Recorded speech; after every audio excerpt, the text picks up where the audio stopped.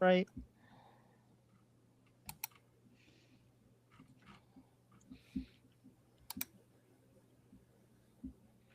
Oh well, look at us. We're on the internet now.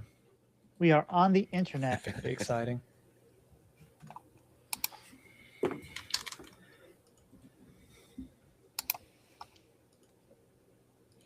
All right, there we are. Let me make sure. We also stream to we also stream on YouTube as well. So I'm just making sure everything's set up in all the right places. Content, live, edit. Do I have the thing? It's not. I can put that later. Okay.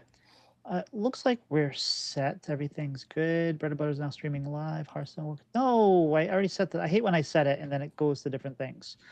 The title, Riverside doesn't really give me a place to update it. It just sets the title to be "Welcome to our live show." But it's like, no, I already said like, hey, it's Hunter Talk. And now your VOD is never gonna update. Yeah. Was this episode 150? 160. 160. Geez, where does the time go? Wow. Featuring SidisiTV and RonMexico. All right, good. All right. Just remember to, if you're like typing or something like that, just remember to mute because it makes things easier later on and whatnot. And is it 9 o'clock? We got like a minute and then we'll start. But yeah. Pylet, before we go into like the news and talk about cards, actually, before we get into the cards, I want to ask them about the state of Hunter. So I'll probably, we're interview before card reveals, just think state of Hunter. Okay. Okay. Done. All right. Is it 9? It's 9 o'clock. So wow, look at us being punctual and everything. Ooh, nice. Yeah. I like it. All right, everybody ready to go?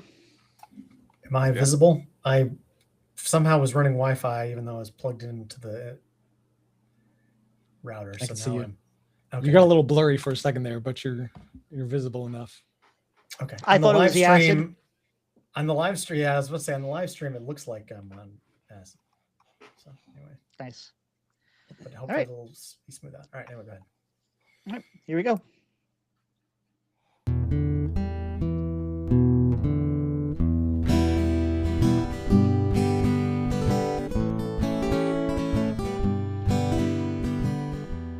Welcome back to Bread and Butter, where we are serving up the basics for Hearthstone Improvement. This is episode 160, and as always, and in order, I am joined by Pylet. Pylet, how are you today? Doing well. How are you?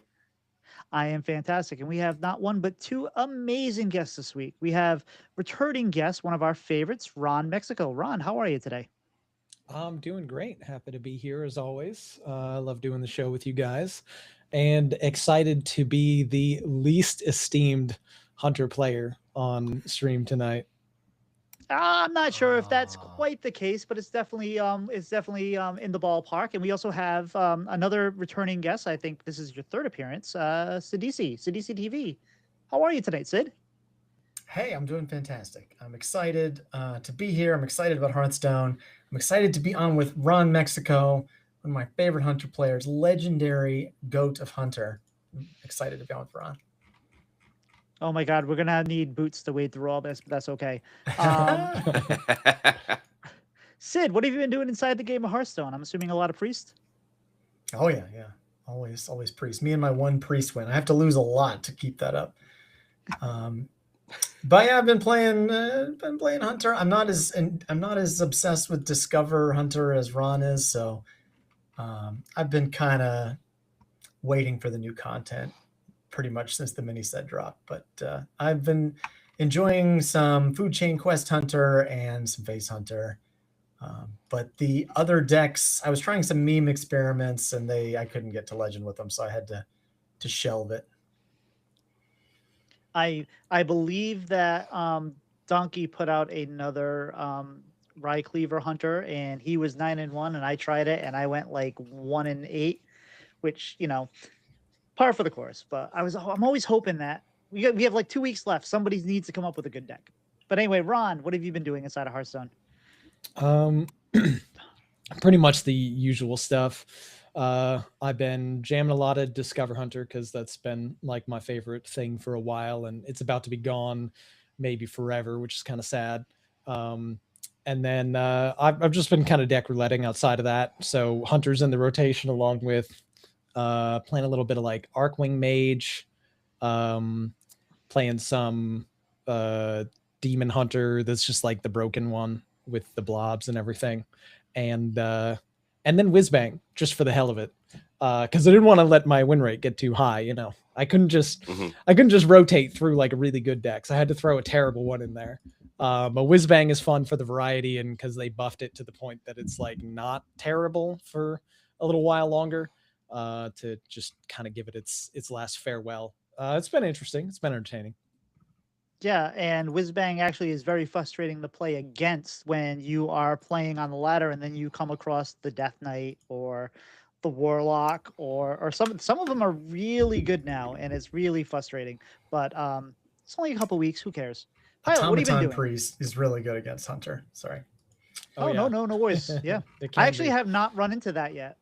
Since I have not run into it since the Whizbang buff. But yeah, I only queue into the Automaton deck or the double Legendary Hunter deck for some reason. I feel like those are the only two that I see. The Hunter one is super good. Yeah. Yes. I was gonna say on HS Guru, Pylet?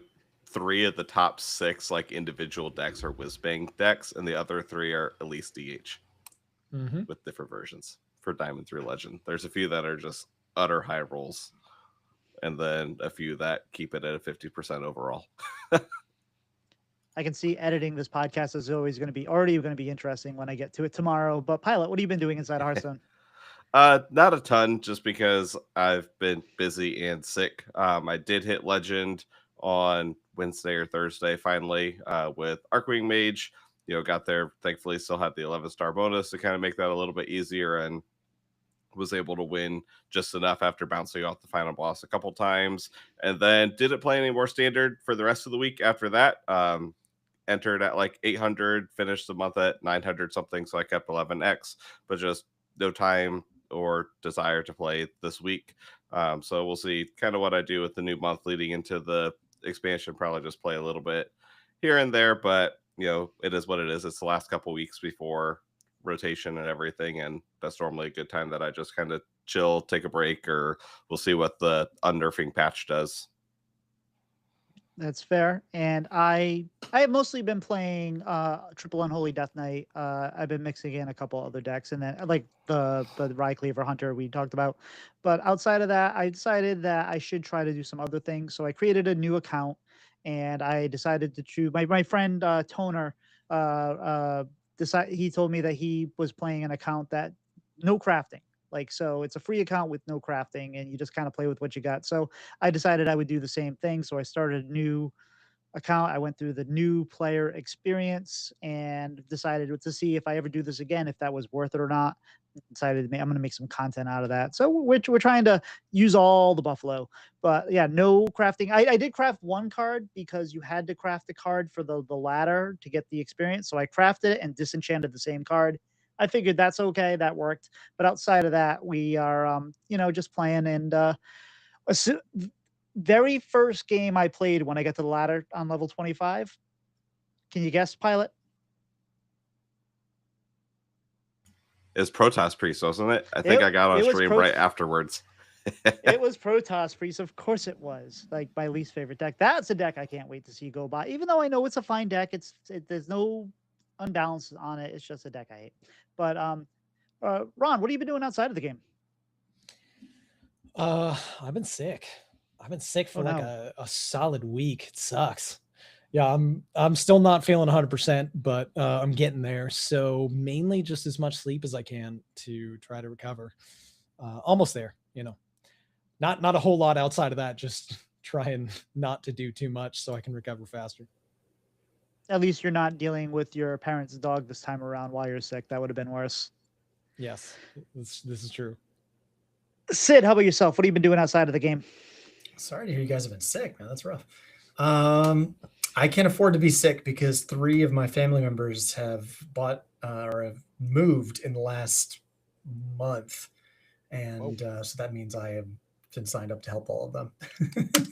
Oh my. So yeah, that's been keeping me very busy. But yeah, other than that, trying to keep my head on my shoulders with family life and play a little bit of Marvel Snap, but Hearthstone's my main game. Fair enough. Pylet, what have you been up to outside of the game of Hearthstone? Yeah, that apparently fitting the theme of being sick. I just caught this head cold that I haven't been able to shake, and also don't have time to be sick because it's show week for our musical this upcoming week. So a lot of long days, which probably hasn't helped with getting sick, but it's okay. Outside of that, I finally started playing Ball Pit. Decided to play that this morning, saying I've got about 45 minutes before I need to leave and go do grocery shopping. And 2 hours later, I'm like, I need to go do this before I lose track of more time. So that game grabbed onto me pretty quickly. So been playing that little bit, nice little chill roguelike that I can play for a couple runs or a couple hours depending on what I have time for, which seems pretty good for knowing that I have a busy few weeks coming up as a non-Hearthstone game to kill some time with. Nice. And this week for me, it was school vacation week for my kid, and I wasn't going to be there because I work down in Rhode Island, but there was this big blizzard at the beginning of the week, and I was able to telework for a bunch of days, and every day it was like I'm packing up ready to come back down to Mass, and they're like, "Hey guys, telework tomorrow, please. We haven't finished cleaning up." So I get to clean up. I get to telework most of the week, and then even Friday I did. So it was nice. I got to have not a vacation. I worked, but it was nice to be home for the kids' vacation. And outside of that, Hades 2 has its hooks in me real bad. I have been playing a ton of that. I have rolled credits. I've rolled the epilogue. I found out the other thing, and I've unlocked my first hidden aspect just recently, and there's still some more story. I'm at the point where some of the characters are just like, "Hey, how you doing? Yeah, just keep it moving, keep it moving. We've already said everything we're gonna say," but there's still other ones that have plenty to talk about, and there's still things I have not come close to yet. So I'm excited. It's a really fun game, but this is not Hidden Aspects, the Hades 2 podcast, which we hope comes back pretty soon. But this is about Hearthstone, and I'm sure there's some news this week, Pilot. I know it was kind of slow in the news, but I'm sure there's something we could have dredged up, right? We have a couple things in news. We did have a patch this week, the 34.6.2 patch with one standard balance change. They nerfed War Master Blackhorn to change the battle cry to where it now only destroys cards in both decks. So it's destroy all cards that cost 2 or less in both players' decks rather than deck and hand, because of some issues with that and some unfun play patterns. A couple nerfs to Wild as well with Soul Barrage, Spirit Singer Umbra, and Yasel, Windsinger, and then a ton of Battlegrounds updates and fixes. There was also a hotfix patch a couple days afterwards to fix the Warp Gate issue that was happening, where I think the discount could be used up by your opponent or something really weird. And then apparently Signature King Lane was causing disconnects, and that is also fixed. Fair enough. I think that the Blackhorn nerf wasn't enough. They needed to nuke it from orbit. It's the only way to be sure. What do you guys think of that card? Ron, why don't you start us off? First, I think it's very amusing that the card got nerfed while people were still calling it Blackthorn instead of Blackhorn, just for how brief of a time it's been around. But I've never been a fan of cards with effects like that. It's kind of a blanket, like extremely powerful anti lots of different things tech that any powerful control deck can just kind of slot in and be like, all right, I could take maybe this one turn tempo loss and just demolish your entire win con with this one card and instantly end the game in a lot of cases. And that's kind of not very fun as a play experience in my at least as far as I'm concerned when I play the game. Now, I know there's like a subset of players that is their fun, like destroying other people's fun. But in general, I'm kind of opposed to that style of gameplay. And I don't really like when cards like that get printed. So, I was reasonably happy to see it become worse. It's so much worse now that it probably won't significantly carry decks in the way that it did prior to the nerfs. So I feel like it's fine to exist. Again, it probably would have been better to not print it in the first place, just from my perspective. But I guess, for the people that like that kind of stuff, it's no longer quite as toxic as it was. And that's a step in the right direction, right? Yeah, I thought it was weird that it was the card they chose to release as like the preset release. It's like this weird tech card. Sid, what are your thoughts on the card?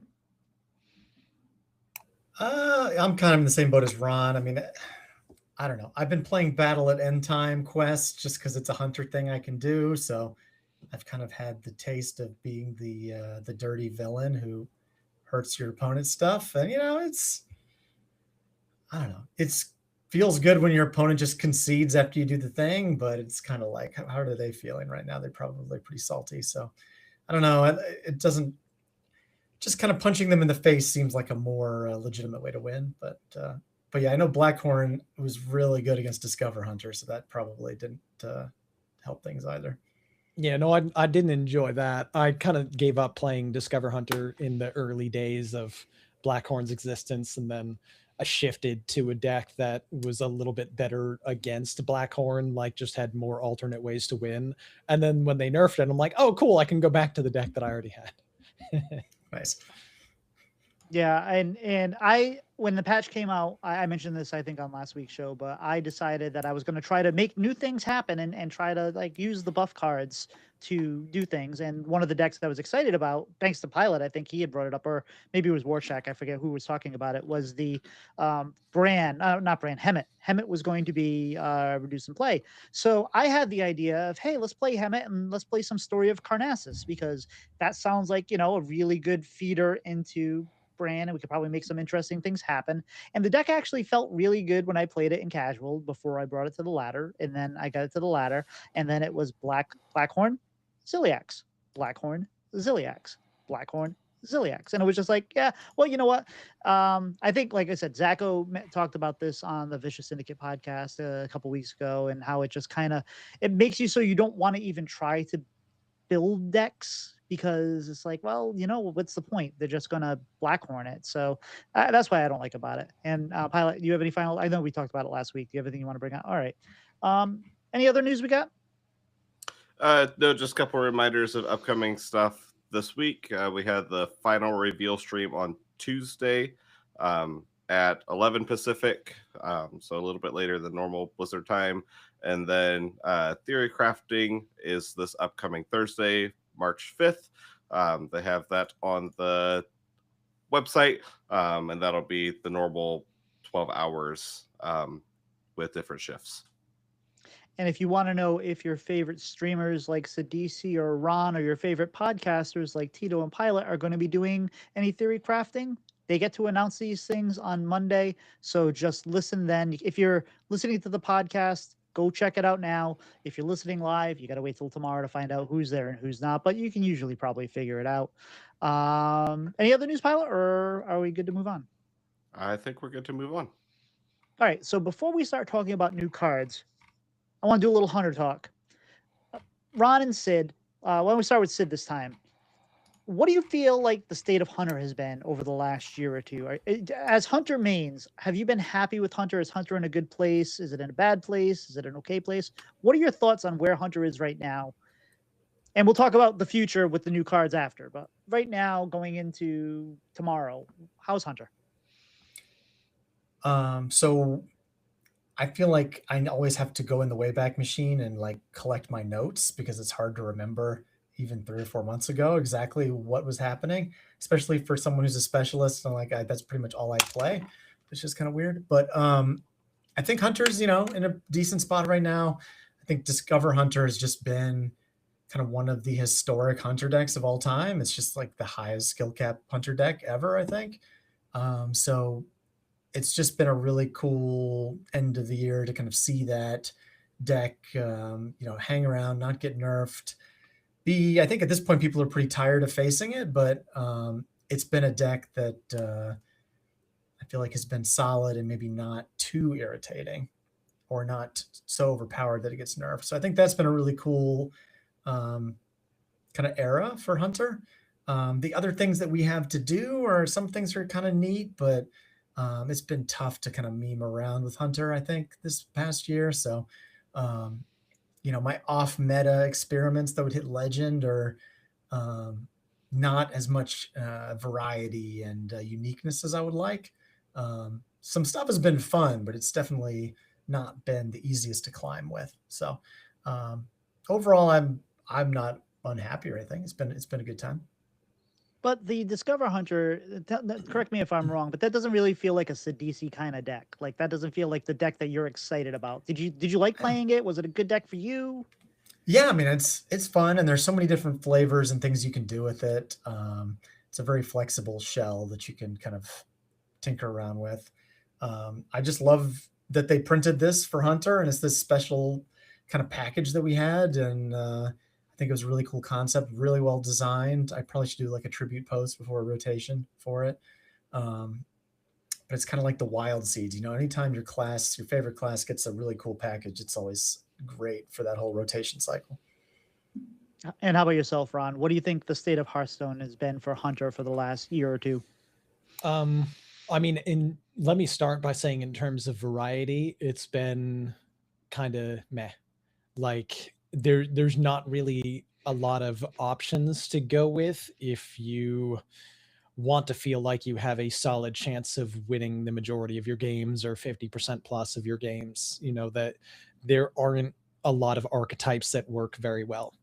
That being said, it is a literal golden age for Hunter for competitive decks because of one specific archetype. And of course, we've already mentioned it a few times, and that is Discover Hunter.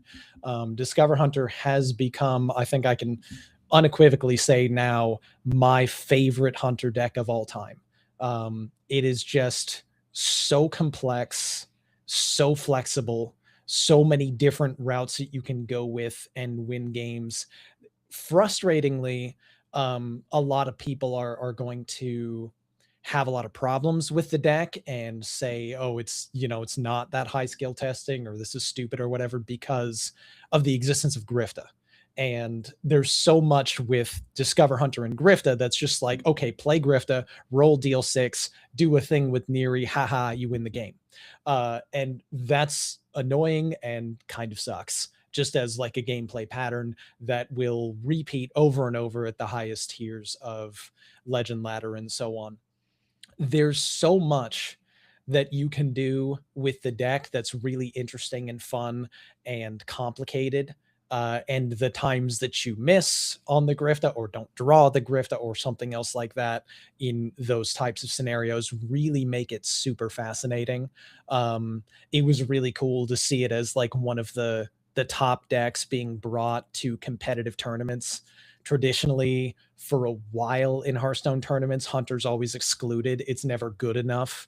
All the competitive players are never bringing Hunter. They're like, no, it's just not going to be strong enough. So it was really, really nice for me, especially as someone who really enjoys playing Hunter and really enjoys like flexible gameplay patterns.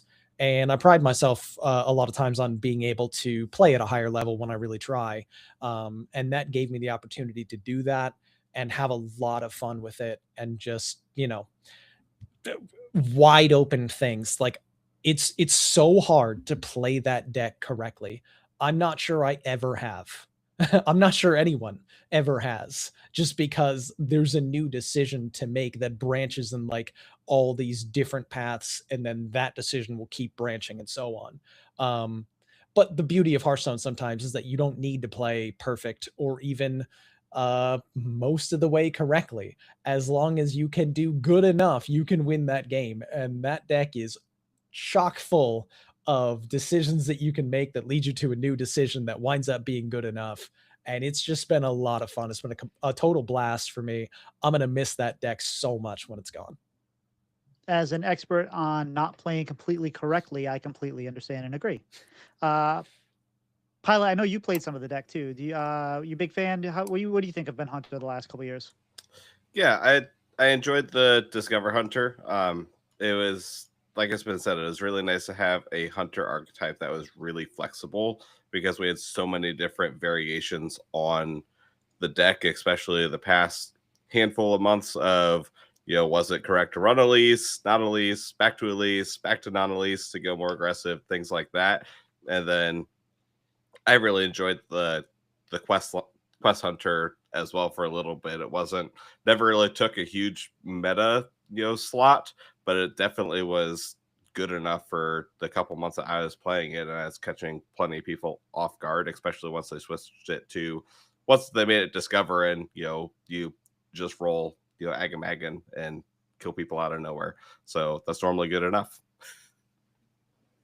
Fair enough. And I did not play a ton of Discover Hunter, not because I didn't like it. It was fine. It didn't really grab me like some of the other decks I was playing at the time. I was in my control era thanks to Language Hacker, and I know it's kind of a control-ish kind of deck, but like not. How would you classify it? Mid-range, kind of the M word. It can be played mid-range, but it has. I'd call it an everything deck. Yeah. It can Fair enough. Just because, for one thing, because you start as the hunter hero power 2 until you find Niall, you can always lean a little bit more aggressive. So you can identify your spots with that deck in all kinds of different matchups. So sometimes you're aggro, sometimes you're mid-range, sometimes you're control, sometimes you're combo, sometimes you're any number of things that regularly changes over the course of the game that you're playing. So it's probably like the most flexible deck I've ever played, and I'd struggle to pinpoint a specific style that it, I guess, mainly is.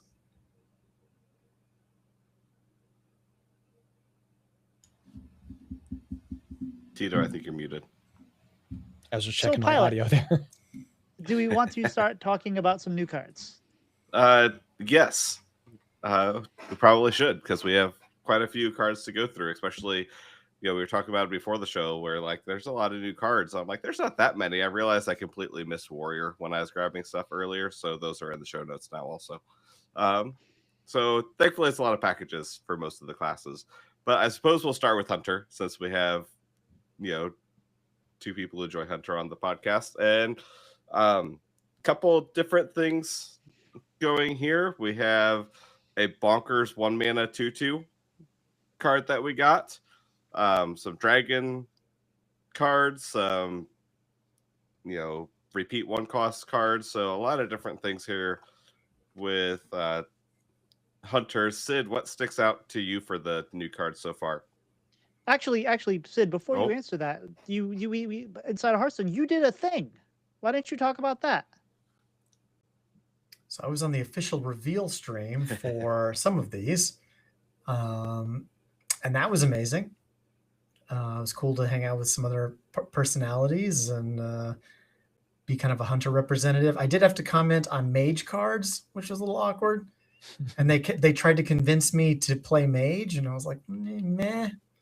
But yeah, it was a lot of fun. Got to get Ron on next time. Yes. So, sorry, Pilot, I didn't mean to interrupt, but I didn't want to forget about that. That was a kind of a big deal. So go ahead. Oh, geez. I passed it on to Sid, yeah. Yeah, so, I mean, we got some really cool transform guys that turn into dragons. Mm-hmm. So, everyone thinks there's going to be a Dragon Hunter deck. I think there's some really good potential with it. How it all comes together and how it fits in the meta, I'm not 100% sure yet. And then we got a couple really cool pieces in Confront the Tol'vir and Tol'vir Carver that just are going to do so many cool things in Standard. And there's just going to be cards that see play in Hunter forever. So I think overall, this is just like a really strong set. I could just have a monologue about it for an hour, but I'll let some other people talk. Ron? Yeah, I gotta agree with Sid on a lot of this here. There is just on the screen, or from the show notes at least, we've got 6 different Hunter cards up, and I think there were maybe 10 that have been revealed. So like there's a colossal that's a legendary. There's a yet another card that turns into a dragon when you play a dragon. That's a legendary that gives dragons rush for the rest of the game and itself becomes a 7-mana 12/12, which is pretty insane. And there's a card that I am extremely excited about and would probably be insanely broken in Discover Hunter if it was still around, and that's a 2-mana damage card. Sylvanas' Triumph, which is a 2-mana spell, deal 3 damage. If you've played another copy of this, hit all enemies instead. You could stack more copies of that, like Discover Hunter's known to do. That could get ridiculous. But even on its own, it's a really powerful card, and I'm just really looking forward to playing these. Earth and Roar is a card that's, you know, like Dragon Synergy upside stuff, but it's Hunter's Mark. We got Hunter's Mark back. That's been forever since we had Hunter's Mark. It's great. I mean, originally that was a 0-mana, but still. It's Hunter's Mark with upside, right? It's like, yeah, it's pretty cool. Confront the Tol'vir looks incredible just to get like extra 1-mana cards replayed for some value stuff for Hunter. And that is a very aggressive, nicely statted 1-drop with some upside too. You can't just have it like pinged down or spelled down at the beginning of the turn because of the elusive. So there's some powerhouses here, and you know, everybody's probably talking about Ebonscale Scout as like the main one that is the linchpin of Dragon Hunter and what will make that card go, because 8 damage that can go face. The card itself is going to be an 8/8 too. Once, of course, you transform it by playing a dragon. Maybe if there's some hand buff effects, maybe if you can do a discounting thing or a Dios thing to double the battle cry. Like there's a lot of different experiments people are kind of playing around with for how it might work out. But just at its base level, that's a pretty scary card. And I like it. It looks cool. It's like we have King Crush. We don't need King Crush. We have King Crush at home with Eben, because you just do 8 damage, but you do it 2 turns earlier. Right? Yeah, that's don't have to worry about that. My boy, the King. He's gone but not forgotten. Seem to keep power creeping, upgrading on some things, but this does require a little bit of synergy first. There's not any Hunter dragons, so we got to rely on all of the neutral dragons to transform the Ebonscale Scout, the Stone Talon Striker, and the legendary Abyssian. So, you know, there's some pretty good neutral dragons, and they printed more for this set. I kind of wish maybe we got like a Primordial Explorer in the core set. Like the core set had quick shot in there, which is cool in Aggro Hunter, but we just got Sylvanas' Triumph, which is basically like quick shot with upside in some ways. So I don't know. I would have liked to have a Hunter Dragon to go with all these guys that transform into dragons. A little bit disappointing to not have that, but there are some really good ones that have been printed for neutrals, like Carrier Whelp. I think is a neutral card that's going to be like something that is extremely important for Dragon Hunter, since it's a 1-mana dragon that also Battlecry gives you another cheap dragon in your hand. And you know, dragon density type of stuff is going to be super important for that. There's a couple 1-mana neutral dragons that are still around, or at least one of them. So I think there's going to be enough minions there to like have the concentration of dragons that you need, but it's going to be a little tricky to try to figure out what the right balance is. And whether or not it will wind up being the prevailing archetype, who knows? But it's cool to see just a different direction that looks like it has some decent support. It's also helpful that you don't have to completely load your deck with, you know, bad dragons, because once you get that, they transform into dragons. So then they're helping the rest of your top decks as well. So like the 3-drop, the 6-drop, they transform into dragons once you play a dragon as well. Well, only while they're in hand, though. Yes, but you know, if you have if you have something in hand and then top deck, then you at least can kind of keep the chain going, which definitely helps a little bit, rather than, you know, them not being dragons and kind of oh, I have this one, but I haven't hit the scout yet. I have to hold this one dragon for 5 turns until I get it, rather than, now I have the striker that I can hopefully, transform the scout with.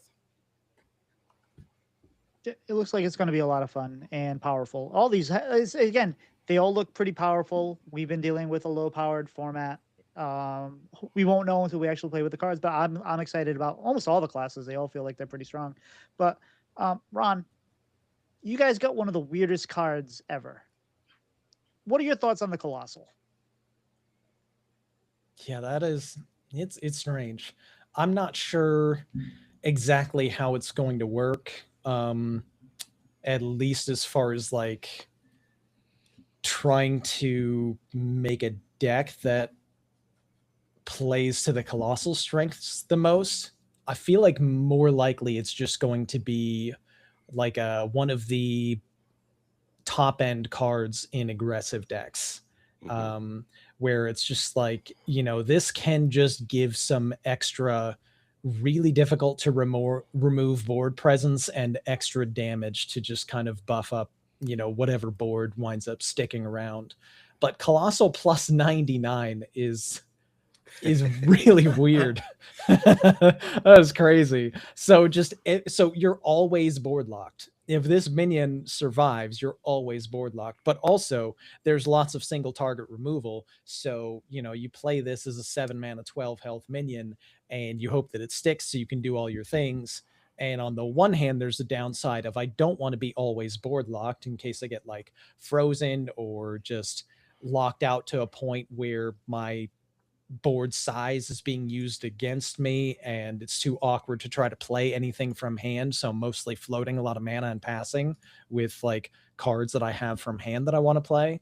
And on the other hand, so there's that one downside of, locking you out, and the other downside of, well, I need this to stick because, I put all my power in this to leverage the board, but then someone just single target removals it and it's gone. And it doesn't matter about those plus 99. They're not coming anymore because Magma's dead. So now there's nothing else that's coming out. It's weird. It's interesting. I think there will be room for it. I think it'll be a decent card. But it is very difficult for me to evaluate what kind of power level this card actually has. I think just based on the cost, it's not going to be a real standout, but I could be wrong. It's a card that we don't know how it's going to be a liability yet. Like, yes, there's going to be some weird meta interaction where you're like, oh, this Magma's terrible into this, or like, well, I don't know. There's no more Bob to freeze me, but somehow me filling my board is going to bite me with this. Yeah, but there's always a punish, right? I want Bunny Stomper back. Where's the Bunny Stomper? There you go. I mean, I would have preferred to just have Hydralodon instead of this, but it's fine. Hydralodon's like one of the best cards ever. Yeah. So, yeah.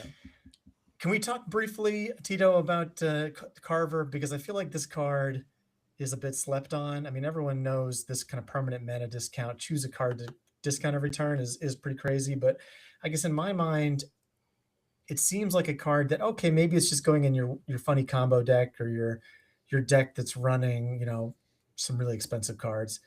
But there's also a part of me that thinks this might just be in every Hunter deck once people realize how good it is. Other than like maybe strict face Hunter. But if you're running Magma in your deck and a couple expensive cards, you might run Carver just because it's insane to play Magma on turn 5 or whatever it would be. So we'll see. Yeah, it seems like a solid card. Yeah, I'm really on the fence about this card just for its applications. There's so many high roll things. There's so many things that like this card just in and of itself will inspire like a plan for a combo. Like, oh, I'm going to have a Dios and Scout deck and I'll just discount Dios or discount Scout. I'm not sure how the transform will work, but I feel like it's going to transform into a new card and lose its discount if you discounted for instance, an Ebonscale Scout before you played a dragon, that it would, it'd be at 6 mana, it dropped to 5, it dropped to 4, you play a dragon, it's back to 6, it's a dragon. Word on the street is that it keeps the enchantments, at least for buffs. So does it keep the Interesting. mana discount enchantment as well? I'm not sure. Yeah. But I think it does keep buffs when it transforms.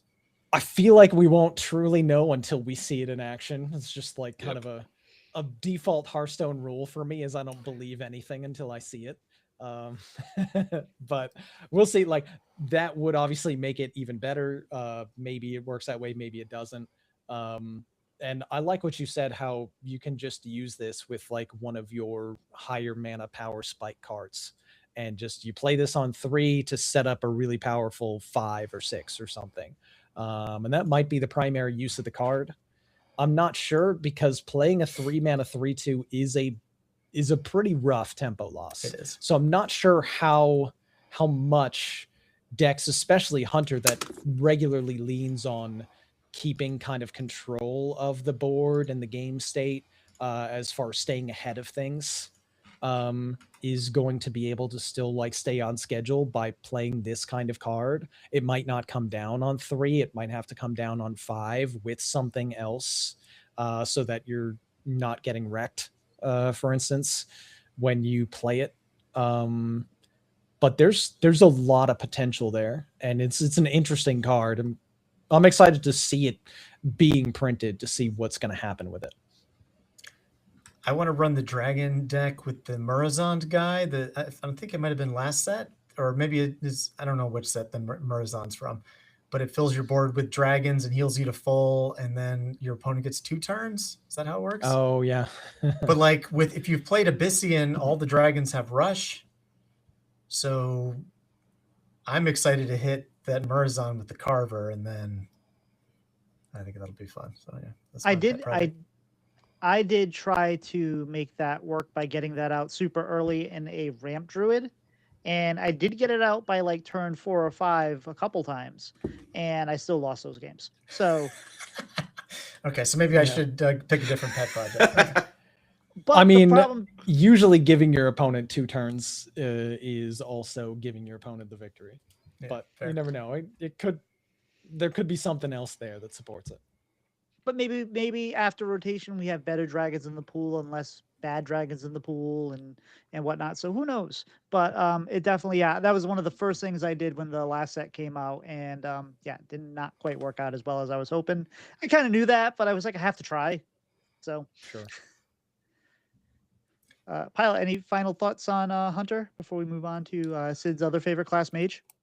No, not overly. I mean, Confront the Tolvir is the card that stood out to me as like, this is it's a card that I didn't expect to get, as a card that I'm waiting to be utterly broken at some point.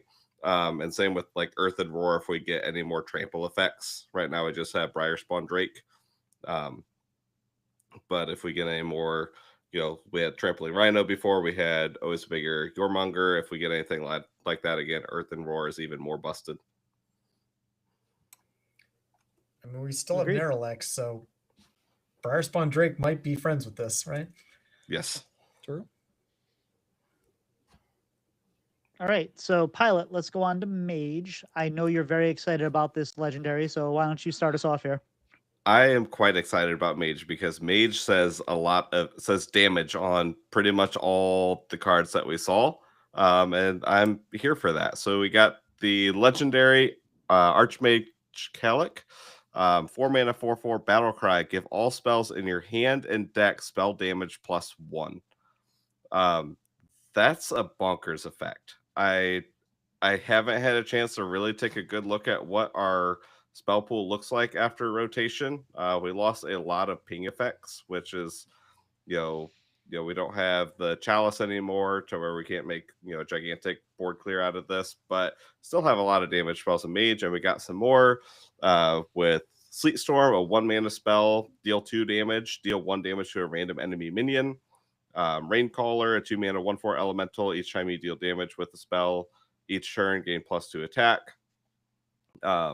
A 4 mana 2/5 elemental, unstable spellcaster, spell damage +1. Battlecry, if you dealt damage with the spell this turn, summon a copy. And then kind of the awkward, somewhat payoff card of dealing damage with spells, a 10 cost spell that says summon a 6/6 dragon, costs 1 less for each damage you've dealt with spells this turn. I don't think that card is going to be seeing as much as the others, but there's a lot of damage here, and I am all for that. Yeah, it looks fun. Normally, when we get these kind of, hey, here's a lot of spell damage or something like that, it's usually restricted to a school like fire or arcane or something like that. But this is just, hey, go nuts, whatever you want to throw in there. I'm glad that we don't have questline mage right now with that, because that would be very gross. Ron, as someone that plays more than just hunter, what are your thoughts here? There's a lot to like for the new mage cards. I think, like Pylet, I'm a pretty big fan of combo. When combo is damage plus damage equals damage, it's very nice to just go ahead and go off, get him, try to win the game as quick as possible with just a lot of burn. And yeah, there's a lot of burn being supported in a deck like this. I know Spellweaver's Brilliance looks a little awkward, but that kind of repeating discount often just means that 10 mana cost is going to actually say 0. And yes, I think that card might wind up being pretty powerful, just to, while you're, wrecking your opponent's board or just sending a whole bunch of damage face, you're also getting a free 6/6 or maybe 2 free 6/6s if you've got the 2 copies in your hand. Obviously, there's going to be plenty of moments where it's awkward, but it does say 1 less for each damage you deal. And there's already plenty of spell damage buffs as well, like with Calic and the Spellcaster making a copy of itself for more spell damage. And obviously we see the Sleet Storm on the screen that does 2 damage. So if you're buffing that, let's say you already played Calic and you have the Spellcaster down that copied itself as like, turn 4 into turn 5 or 6 or something, you'd probably need a coin or some kind of discount to get the Sleet Storm down to. But you'd be looking at a +3. So you'd have 5 damage from the Sleet Storm as just straight up targeted, and then an additional 4 that's going to a random enemy minion, and that goes ahead and makes the Brilliance cost 1 just from that 1 mana card. So you can just see the implications of like stacking different spell damage things or additional spells that are, sending random damage somewhere or anything like that. And it kind of just gets out of control really fast. The question of how powerful this will be will probably ultimately come down to how quickly can this card cost 0 and get played on the board. If you can do this by like turn 3 or 4, it could be dominant. Even by 5 or 6, it could be a really powerful swing that your opponent might not be able to answer. But just some cool mage cards, some good stuff that fits the flavor of what mage is, right? Mage casts spells and boosts spells damage and burns you down. Like that's awesome. That's 2014 mage right there from Hearthstone. Fire and frost and kill them. Yeah, and the minions 4, are elemental, right? So yeah, yes, that too. That's cool. Turn 4 is the earliest I can think of just straight up from hand. With if you get Thalnos plus double Sleet Storm, that's 10 damage, and that's a free Brilliance. I don't think that we have any 1-cost spell damage things in Standard right now. So I do think that high roll is probably good enough. Like that high roll is very good. It's just I don't think to expect that every turn, every game, and then it's I do think a free 6/6 as a bonus to your board clear is probably good enough to run. It's just not as powerful as what I think this card reads stronger than what it is, but I think it's still good enough it goes in the deck. And we got a 1 mana 1/3. Just needs a point of damage, and then it's got spell damage. We're good. Isn't that warrior? That's warrior and mage. Ooh, okay. So, maybe something there. Obviously, that's more of a combo card than like a card you play on turn 1, because it's probably going to die. But, we'll see. Sid, as a enthusiast of Mage and being someone that was on the reveal stream for Mage, what do you think? I'd rather have Sleet Storm than Sleet Skater. I don't need to be hostaged out. I'm fine to exchange punches. with some mages, and let's get it on and figure it out quickly. I like the sound of that to me. It definitely feels like with the expansion, where with the cards that are rotating and the cards we're seeing, that it does feel like they want to have like the real epic, like, you know, colossals pounding into each other kind of thing. So maybe, yeah. I mean, that seems like the direction we're going. I kind of like it. Yeah, this seems fun. The mage spell damage, wonderful. Just it feels like you're gonna have to do the math, which is not good for me, but you're gonna have to do the math and figure out what you're gonna do with the spell damage and whatnot. So I think it'll be fun. It's definitely kind of different than a lot of the other board based kind of decks we've been seeing, but that's good, right? That gives you something else to do. Any other final thoughts on Mage before we move on? A possible, although very unlikely, turn 2 play 2 6/6s. You got to play the 1 mana 1/3, Yep. and your opponent also probably needs to flood the board with like multiple 1 health minions, and then you can trade the 1/3 to get the spell damage, play the 2 spell damage things, and then drop the 2 0 mana 6/6s, and that's like an instant win. And anything that has access to an instant win is, you know, something that could wind up really making some waves. It depends on the other support there, but just the fact that there is some capabilities that aren't totally outlandish to imagine means that I think it's putting Mage in a pretty decent spot. Often Rogue coins out fast forward or whatever it's called, and they have I was going to say minions. flashback is what popped in my head. Flashback. Yep. If you can hit something without it dying, because it does give +1 attack to those. So you have to hope that they roll something that has 2 attack total instead of 3. Yep. All right. Well, now we're on to Warlock and Priest. Go ahead, Pylet. Get us started here. So Warlock, we're going to start with Warlock, but the Warlock set I don't understand. So someone smarter than me is going to tell me how these cards are going to see play or not. But we got the Colossal, which is Cho'Gall Mastermind, a 9 mana 6/6 Colossal +2. It says your arms and soldiers destroy minions in the enemy's deck instead. The arms and soldiers are cards that say at the end of your turn, destroy the minion to the right to gain +2/+2. So when you play the Colossal, it's going to destroy cards in your enemy's deck instead. When you don't have the Colossal, or you just summon the soldiers from heralding, then it's going to kill whatever is to the right of that minion to gain +2/+2. Then we got a few other kind of disruption type things. We have a Cursed Chains, 2 mana shadow spell, take control of an enemy minion until the end of their turn. It can't attack this turn. As well as a board clear with the Eldritch Tentacles, which I think is an absolutely bonkers card. 6 cost shadow spell, deal 3 damage to all minions. Repeat this with 1 less damage, so it'll deal 3, then 2, then 1. I feel like we had a card very similar to this in Warlock before, but I can't think of what it is. It's like a Defile. I don't know. Yes. I don't know if it goes 3, 2, 1 though. I think it just does 3 and 2 because it doesn't say keep repeating. It just says deal 3 damage to all minions. Repeat this with 1 less damage. I don't know if it will do more than 2 iterations. It might. Again, Hearthstone. Yay. I read it as it repeats the spell with the damage number being less, which means it would repeat it again with 1 less damage. I read it the same way. I suppose it's how these have possible that worked. it's just 3 and then 2, because you could interpret the text that way. But usually they do things to try to like help it get modified with spell damage too.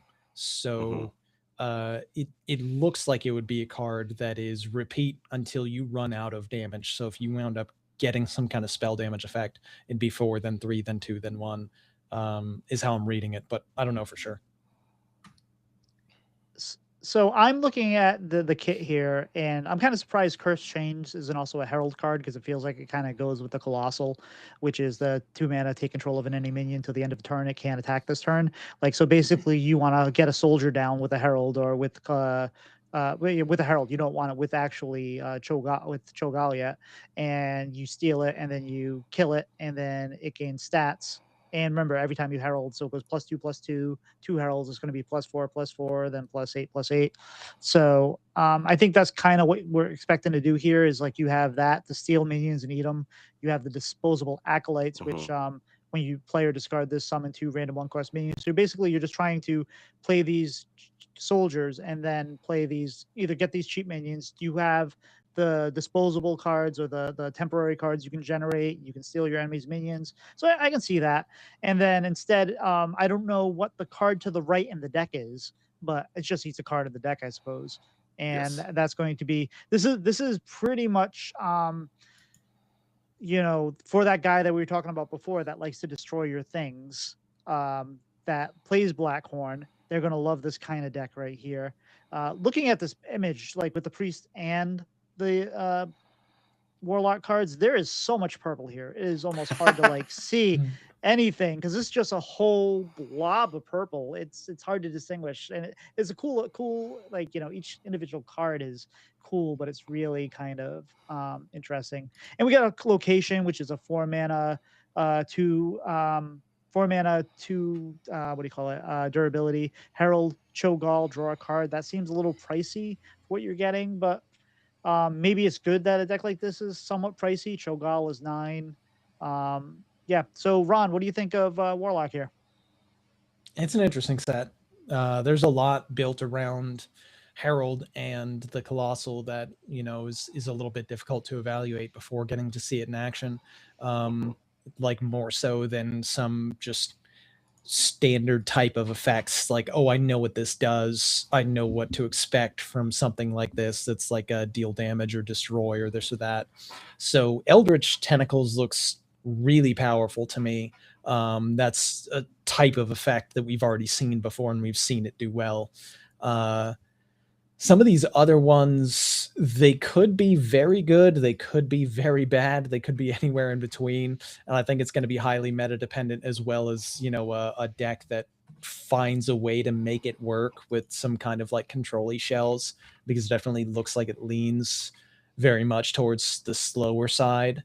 There's a couple things that support like a zoo style, like Acolytes and Duke of Below, if you can find some way to, you know, get decent discards to help you flood boards.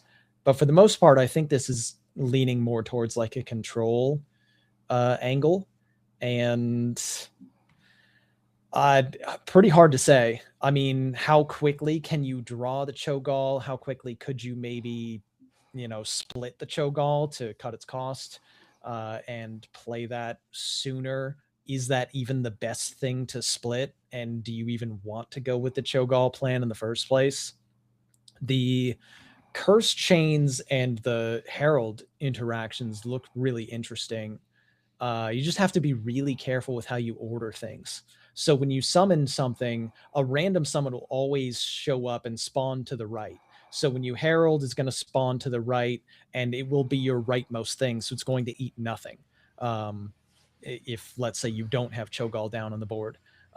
So it would be important to Herald first and then play Curse Chains if you, say, want to have your soldier eat your opponent's minion that you just stole, as an example.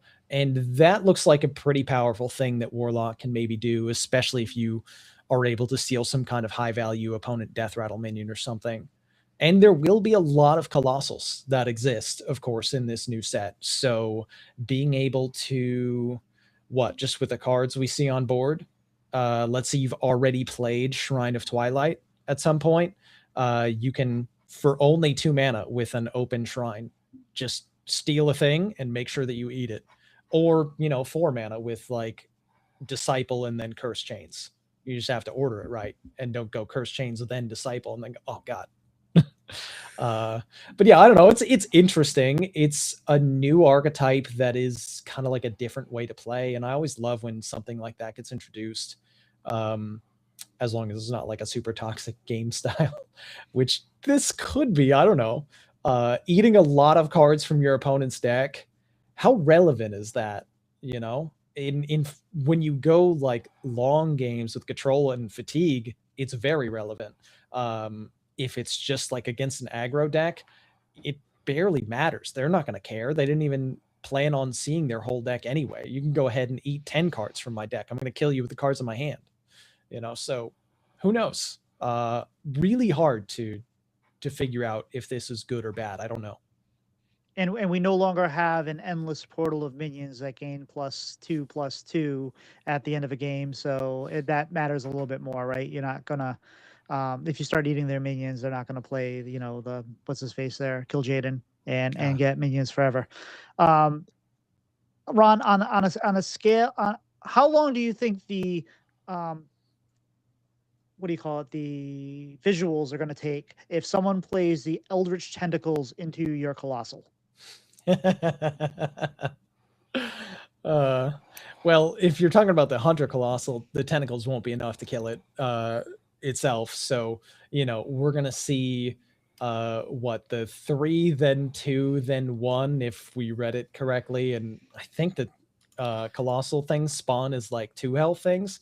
So only the first 2 rounds of them will die, but your whole turn. That's what I'm getting at. It's going to take your whole turn. It's going to take until they patch the animations. Magma's body is going to be huge too, because it'll get a lot of +2 buffs. Oh yeah, stacked. Yeah. Yes, but yeah, it's no Defile. That's for sure. Defile. No, they're gonna like curse chains it. And they're gonna run the tentacles first. To just take forever and annoy the hell out of you, and then they'll herald and steal it and eat it by the end of the turn, just for kicks. Oof. I can see the look on Ron's eyes during stream when this happens. Sid, what are your thoughts on Warlock here? I mean, I've seen Gorm, and I thus am not a believer in Cho'Gall, but we'll see. Definitely some things that'll be decent though for them in the set. Yep, that's fair. Yeah, I think it's so hard to evaluate, like Ron said, because it's such a different effect. Like, if we had a 4-mana 3/3 battle cry, kill an enemy minion, that's what the Herald plus Curse Chains is, basically. Mm-hmm. That seems pretty good. It's just so weird how all of them end up interacting together. I will say, for Tentacles, it is the exact same wording on that card as it is on Shell Shot that we had in Hunter.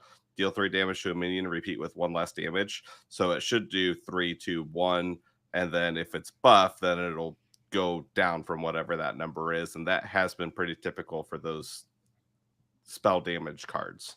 Right on, makes sense. 2 cards that we didn't talk about are, we have a couple discard support cards that we don't quite have the rest of the discard package around them yet, but we do kind of have something going there to where Tito scrolled, I lost the card. Well, we talked about the disposable acolytes.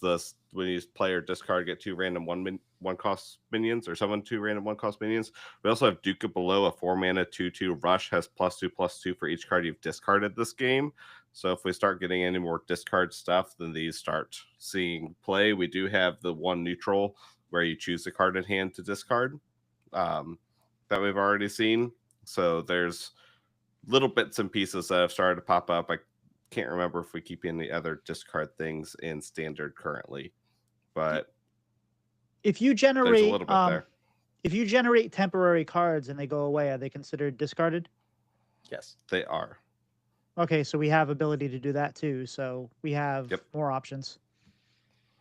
I will say, just as far as discard goes, it's been a style of play that they've initiated since like the very beginning of Hearthstone, and was kind of always bad in standard. I don't think it's ever been good in standard. They printed a critical mass of discard cards to the point that it was finally good in wild, and then got so good that it had to get nerfed. But I don't think we have that kind of critical mass in standard, and we're not likely to have that during the run of like any discard support cards that exist for Warlock. I'm going to go out on a limb and say that's probably not going to be a good archetype for Warlock to play. It won't do very well. And also, just considering with the new expansion that there are plenty of classes that get to play Deathwing, Warlock being one of them, it's probably going to be the primary route that Warlock wants to go, except on a competitive level, I doubt Warlock will see any play because there's going to be stronger Deathwing classes, and people will just forget about Warlock for a whole expansion.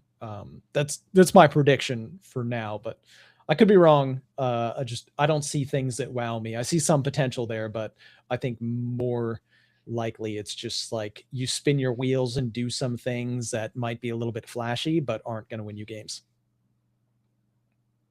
That's fair. All right, so Priest. I know Tic Tac is happy. At least he seems to be. When I've seen him talking, I thought when we get the location, was it Ruby Sanctum, that we had possibly some kind of Shadow Priest coming back. I don't really feel that way anymore, although I feel like there's potential there. I wish they gave us what's his butt back in the core set so we could do some of that because we have a lot of potential here, but it's not really going to happen, I don't think. But it looks like they have a lot of good tools here. Ron, what are your thoughts on Priest here? Well, I always prefer Priest to get bad cards because I just don't like Priest and never have. But this is hooray! This particular set looks really good for Priest. I think Priest enjoyers are going to be very happy about this.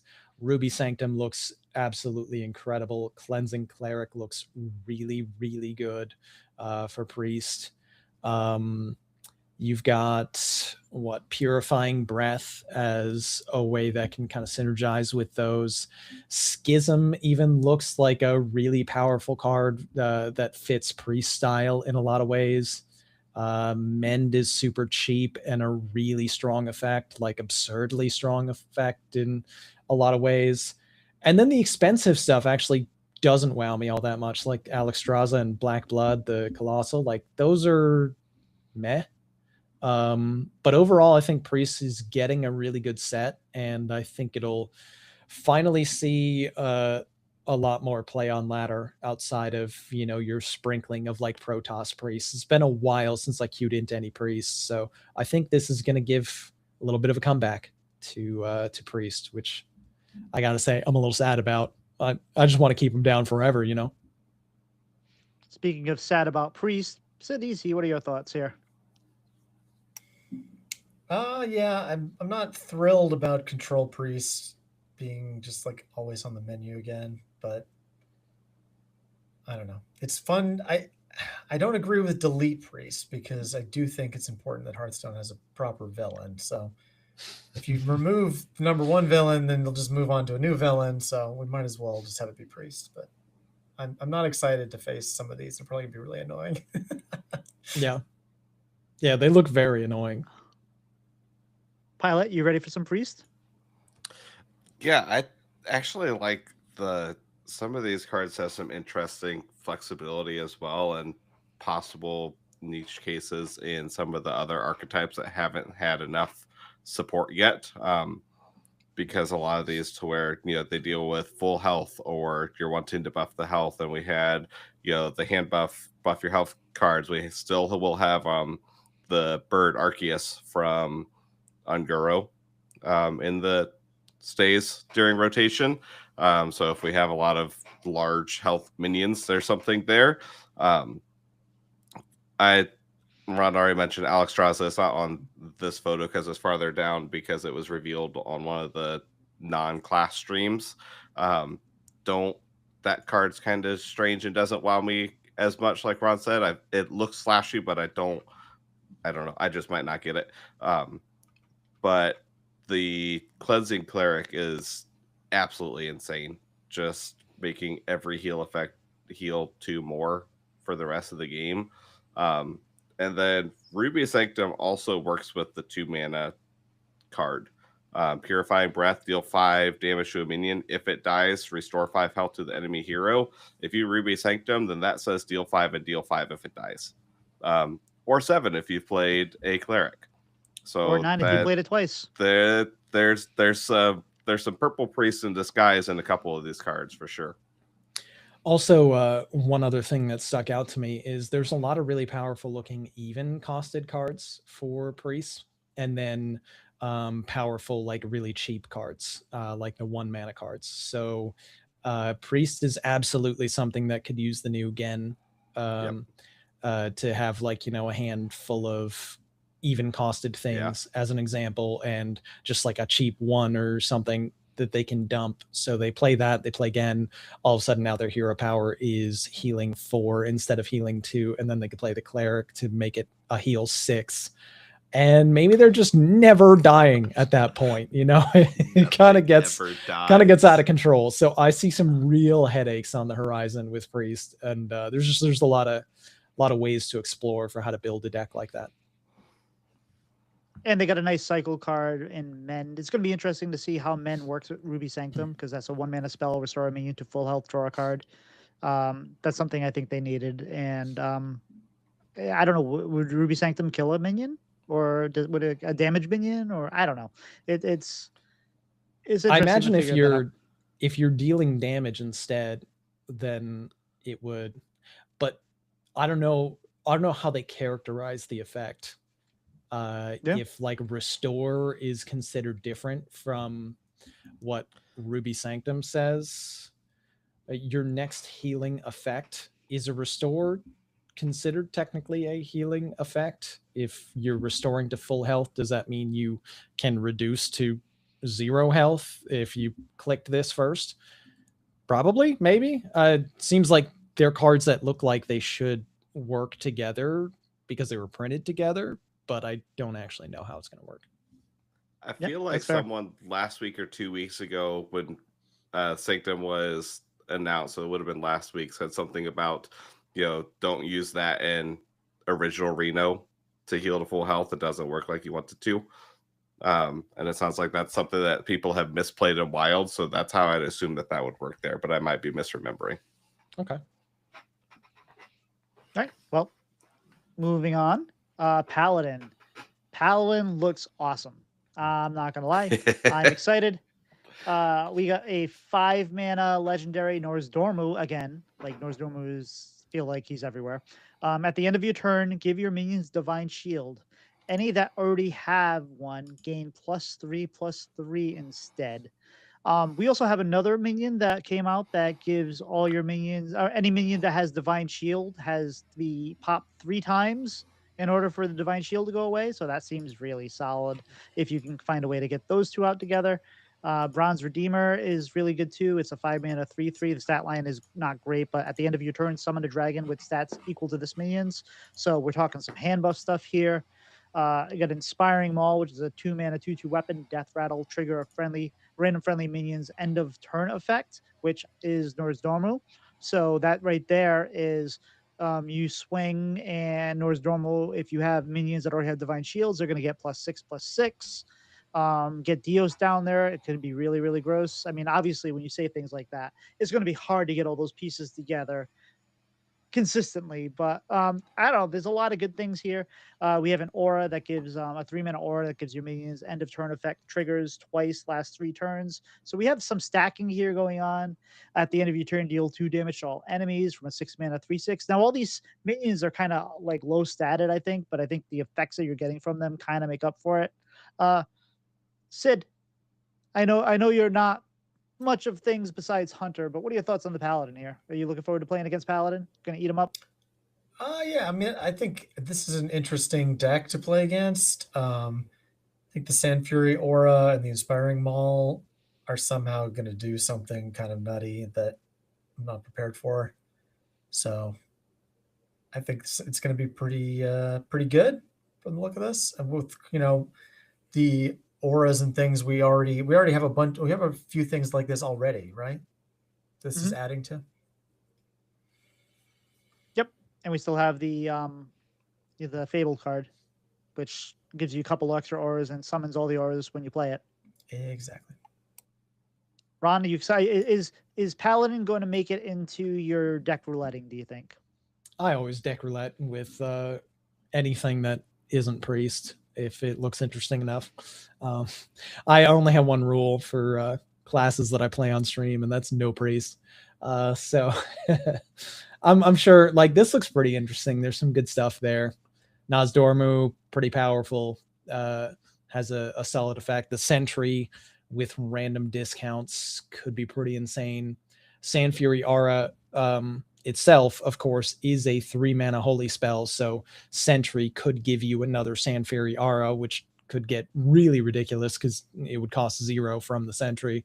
But the main thing that jumps out to me just from looking at this already is Aura, Maul, and Bulwark all just in tandem together. As long as you've played a Maul probably on like turn, I don't know, 4 or 5, and then you line up the Aura on turn 5 into the Bulwark on 6, as long as you have that one remaining charge on the Maul to swing with, you are dealing what? It's end of turn twice, and then you're triggering the effect at the end of the turn. So if Bulwark is your only end of turn minion that you'd have on board, which might be the case if you're playing from behind and you need to make a comeback, you've got a not too difficult setup that deals 8 to all enemies. That's pretty insane. And that's a turn 6 play. You know, it requires a 3-card setup, you know, with multiple things. So it's not something you're just going to do every single turn 6. But that is a pretty powerful tool that Paladin can have in its arsenal. And obviously there's multiple different things you can do with the Aura and the Maul. So you're not just like, I need to wait for this for Bulwark. You know, you might be trying to set it up with the Nozdormu. The way that I read the Nozdormu is it would be, if you're triggering the effects twice, it would be giving all of your minions a bubble and then buffing them.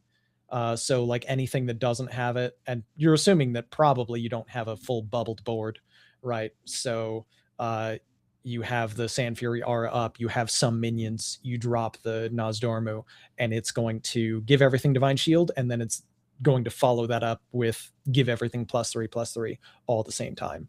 Those kinds of things are pretty strong. Combine it with the Maul, do some other things, the Sentry stuff, maybe you're loading up on super cheap things. There's a lot there to like for Paladin. I think it could be a really strong deck. It looks like a very promising direction for the class. Yeah, but you do that and then they just brawl or corpse explosion. Oh, wait. Interesting. Now, there's one always thing going to be about the- board clears, Tito. I There's know. always going to be a board clear. Yes, But but those two being gone are two very big ones for this type of deck. True. Like, it's a lot more difficult to find your way through these without a brawl or corpse explosion. Flame Strike doesn't do anything. Like, there's a lot of damage space that just doesn't do anything because of the Divine Shields. Nope. But you also have to have not just the Nozdormu, but you also have to have a board that sticks. So you're going to be playing Paladin. You're probably going to be very aggressive on making sure they don't keep a board around, early turns. It's going to be interesting. Now, Sandfury Aura does say end of return effects trigger twice, not again. So I think that if you have 2 Sandfury Auras, you're still only going to get 2 ticks of that effect. So it's not going to give you +3/+3 and then +3/+3 and then +3. So I think that's worded very carefully on that one. But yeah, no, I'm excited for Paladin. Pylet, are you excited for Paladin? Are you excited to watch me play Paladin? I really like this. I really like this Paladin set, and I really like that's a kind of, a slightly different direction, kind of making this end of turn thing for Paladin, since they made auras a Paladin mechanic, and now they've kind of expanded to give Paladin end of turn stuff. I really, really like the set of cards. I really like that Sandfury Aura says your minions also, and not your cards end of turn effects. That way it's just not doubling all the Gelbin stuff that you're doing. So you have to be a little bit more specific with it. We also got, again, it's not in this picture because it's farther down, but the Triumph card that Gelbin got is, get a random Paladin Aura, and it lasts for an extra turn. So that's something that is now in this pool as well. One of the interesting things too, I think, is going to trip up a lot of people is the order at which the end of turn effects matter. But I think on how the order of which you played them and all that. So you're going to play Nozdormu into Bronze Redeemer, and you're going to be like, whether you have them reduced, however you do it. But whether or not, so Bronze Redeemer summons the dragon and Nozdormu does the thing he does. And if you've played Nor's Dormu first, he's going to do the things, and then Bronze Redeemer is going to summon the dragon. And I know I'm going to misorder like a million times and get frustrated every time, but it's going to be fine. So just remember that with these end of turn effects, it's just like death rattles, just like whatever. Order matters. So just keep that in mind. There are a couple decent neutral end of turns that could slot in with that aura as well. We have a hand buff Hourglass Tenant. We have the Earthen Drake that's from this set that now deals 8 damage to the enemy hero at the end of the turn. Oh, for 5 mana. Like, and Dragon for some Paladin Dragon synergy. Yeah. If that winds up being relevant, I don't know. And we still can imbue dragons, so we'll see what happens. Could be fun. All right, so Shaman. Pylet, you want to get us started with Shaman here? Yeah, Shaman got some interesting cards. We finally see Shaman cards. We didn't have any last week when we talked. So we got the Colossal and the other legendary. Alakir, Lord of Storms is the Colossal, an 8 mana 2/8 elemental Colossal +2, Rush and Wind Fury, not charge. Battlecry, get 2 minions with cost equal to this minion's attack. They cost 1. And the appendages are the Charge Hands of Alakir, and they are 1 mana 1/2 elementals. Adjacent minions have +1 attack, herald twice to upgrade. So as they are upgraded, it'll be +2 attack and then +4 attack.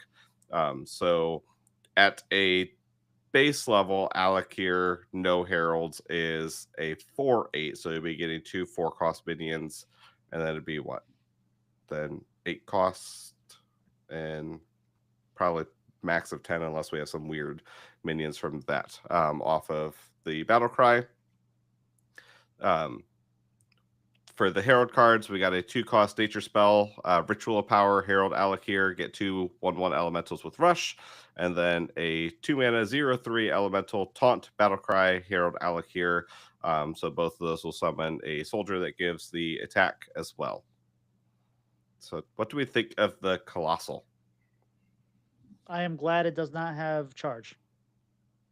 I don't think they could get away with printing that. No. They couldn't print. They couldn't print that with charge and print the Demon Hunter one at the same time. People would be very upset with 2 of those.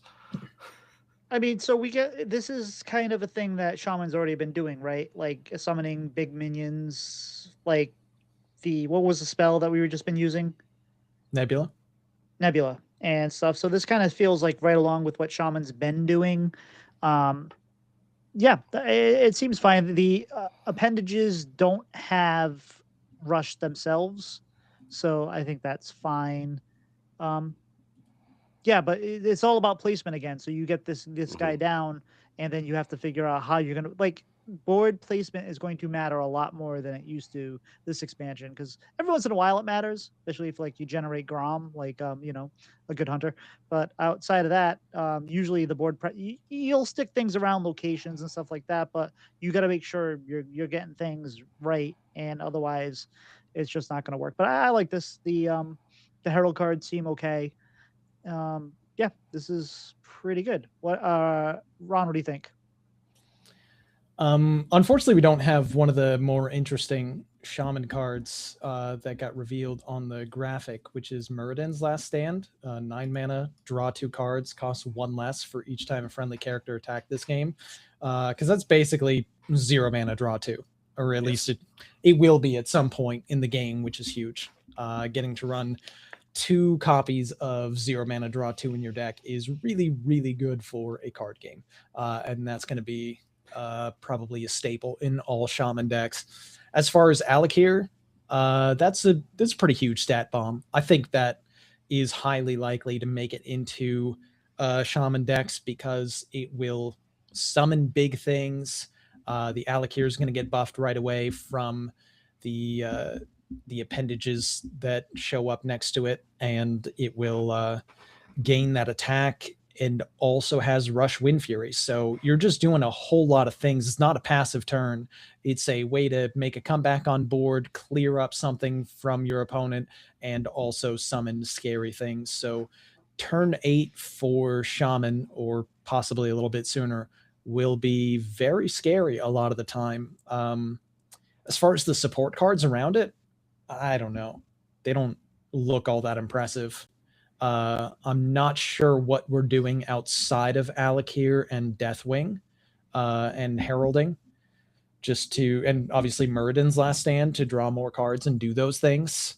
Morchok looks probably just bad. I mean, maybe it's a 0 mana 10/10 some of the time because the thing that you draw from it or things is going to be, really good. But you probably can't afford to play that and hope that the thing that you draw is going to also be playable, to just have, oh, I spent all my mana and I didn't play a taunt or rush or anything that impacts the game state, so I'm going to lose immediately. I don't know about that card. Maybe it winds up finding some home. It's like there's some really powerful looking pieces and it's still missing something. I don't know enough about the existing core set or what that supports Shaman, but Shaman hasn't been much of a player in the meta lately. I think it might need a little bit more, although there's some really powerful stuff. If there's something I'm not seeing or it gets a little more support, it could be a major competitive contender. Oh, keep in mind too that if you're fully heralded, so the minions have +4 attack, and you play Alakir, and he's going to generate minions cost of his power. The number of minions that you get at 10 mana is a small pool always, and especially at the 4 set. So you're probably going to generate more chalk more than you're going to play him off of Alakir, and he's going to cost 1. And then you're just going to be able to play that next turn or coin it out or whatever it might be. And then, follow up Alakir Lord of Storms with, another big tempo play. And we're not summoning the minions from Alakir. We are getting 1 mana minions to play. And so the battle cries are still valid and all that. So I didn't read that part. Yeah, no, that makes it significantly worse. I mean, obviously, in some ways there's an upside, like, oh, I generated a Morchok so I can do insane things on the next turn. You just have to hope that Alakir is enough on its own as a stat bomb to like remove your opponent's board and be scary, or you have like it's a turn 9 and you're playing one of the things. But I didn't realize. I thought it was actually going to summon them. Like, wow, that's crazy. No, it's not nearly as good as I thought it was. I had to read more of the card. But you get the battle cries, and you can kind of target certain even tiers depending on what you're doing, right? So there might be some kind of brokenness thing here. I don't know. We'll see. Sid, are you excited for playing against Shaman? I don't know. Shaman seems okay. I'm not scared of Shaman. I'm intrigued by Morchok. I think I disagree with Ron on this one. I think I would love to play some Morchok. Just for the highlight reel moments. It's probably terrible, but I think I would enjoy this card a lot. Maybe I'll find a way to get it in Hunter somehow. It looks fun. It's just like a lot of times I see something that costs 10 that doesn't immediately do something or is reliant on do something that could be really strong, but also it's random. And I just read lose the game. Oh yeah. That's me and my Murazond idea. Yeah. Like summon a board full of random dragons and then give your opponents 2 turns, right? So well, you kill all their stuff. Don't forget about that part. Battle cry, lose the game, is a lot of times the text I read on cards like this. But it definitely has some really interesting applications. Maybe there's some kind of control shell where you're so far ahead that you can afford to, spend 10 mana and not have anything happen if you wind up bricking on the draws from this. And it's fine, and then you can do something broken and win. Now, I was thinking that we were going to get some like spell damage, some kind of burn shaman when we were initially kind of coming into this, and it doesn't look like we're getting that. Pylet, are you excited to play some shaman? I am, but I also just don't know what the shell is. Like we've already talked about, it's definitely most of these lend themselves to a control shell. And Morchok is such a weird card to evaluate because it's just drawing any card and reducing the cost. So I don't think we have anything that costs more than 10 in standard anymore. So you're gonna be able to play whatever you get, and then if you draw something that costs 3, it's going to keep drawing and keep reducing until it runs out of reduction. So it could be a 10 mana, draw a few cards that are free and hope that one of them does something. It's just, it depends on how much we need that card to do something on that turn, or if we can just plop down a 10 mana 10/10, get some free cards and see what happens next turn. It might draw Deathwing, you know. It might. You might have a deck that is mostly board clears and Deathwing, and then when you drop Morchok, you know that he's either going to draw you Deathwing or discount your board clears enough to clear, and then have Deathwing for the next turn. You go draw, and they're all cheap enough, and then you discounted Deathwing a little bit with the leftover or something. I don't know. Like, there could be something there. I don't know, and it looks incomplete. That's my main sense of the Shaman set, is it looks like it needs more. And the other thing too is we've been talking about these decks, how they work. A lot of these decks might not matter. How like you do these things and you play Deathwing and you win, right? So I guess we'll see. We'll see how strong Deathwing ends up being. What do you Sid? What do you think about Deathwing? Are you excited for that card to be in like half your games?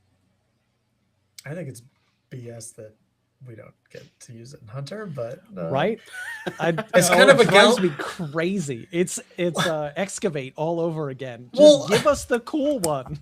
Where's my cool Highlander card then? What was my like? Oh my god! Like, at least we got something cool being the good guys last time. We got Shatter this time. Shatter. Come on, no. There's got to be a card that makes. No. If Colossal 99. If half the classes get Galakron, I want something. Yeah, right. Magma took up all the space. They keep doing that, and it can be exceedingly frustrating to be a Hunter main when it's like, we have decided to create an extremely cool thing that half the classes get, and guess what? You're once again left out for like the third or fourth time on the coolest thing from this expansion. You get the other one. I mean, at least Highlander was pretty cool, but like still, the other one was cooler.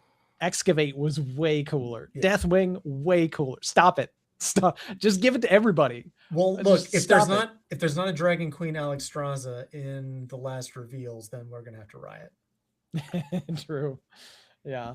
And that's the problem, right? Is because usually these cool effects go to the bad guys, right? And Hunter is considered one of the good guys. So so they need to have like this really cool effect, because it's normally not like the good guys oppressing the bad guys, because then that becomes, problematic. Gets a little too close to home maybe. But I feel you. I think Deathwing is going to be, we haven't really talked about it because it's like it's been revealed, and now we're not theory crafting, and we're not seeing decks, we're just seeing all the new cards for each class. But yeah, Deathwing's out there. He's going to be in a lot of games. He's going to impact a lot of these strategies, and we're just going to have to deal with it and figure it out as we go. Yep. Yeah, I do really like Ceremonial Clash. We kind of skipped over that card because it's the one that doesn't fit with anything else that they revealed. But I think we've seen this effect from Shaman before. It's a 4 mana, summon a random 3, 2, and 1 cost minion, overload 1. Normally when we see this, it costs way too much for the mana cost that we're getting. I think that 4 mana is an okay number that this could see more play than the ones we have seen in the past. Yeah, you coined this on turn 3. It's a good tempo. It seems handmade to be played with Crackling Cloud Strider. I'm just not really sure either of those cards are good enough to put in the deck, but it's an interesting looking effect, and I mean, it might be all right. Yeah. All right, so moving on to Warrior. We got a few cards here. Pylet, go ahead. Yeah, so Warrior, we got more than just Rag revealed finally. We have the Herald cards, a 4 mana, 4/3 dragon, Scorching Ravager, Battlecry, Herald Ragnaros, give the soldier rush, so that will let you trigger the death rattle right away. And then we got a 3 mana, 3/2 weapon, Cataclysmic War Axe, Battlecry, Herald Rag. Outside of that, we got some fire spells and some fire spell package here. We have a 6-cost fire spell, Decimation, deal 1 damage to all minions, improve for each minion on the battlefield. Erupting Volcano, a 3-cost location with 3 durability, deal 3 damage randomly split among enemies. If you played a fire spell this turn, deal 3 more. 1 cost spell, Torch, deal 8 damage to a random minion. Return this to hand with any excess damage. And then a 2 cost fire spell, Searing Fissure, deal 1 damage to all minions. Give your hero +3 attack this turn. So some fire spells and some control tools for Hunter. I don't think that it, all replaces them losing Brawl, but I think that they have enough tools between this and things we've seen in the past year to at least have enough removal tools to figure out what they need for a given meta between these, Shelnado, some of the other ones that we've seen in the past few sets to keep Control Warrior going. Am I insane, or does Torch seem like an insane card? Yes. It does have the answer my requirement question. that it has to be damaged first, but it looks like there's enough abilities to deal damage to everything or most. Like even just Fissure plus Torch together looks like it could be really good. Yep.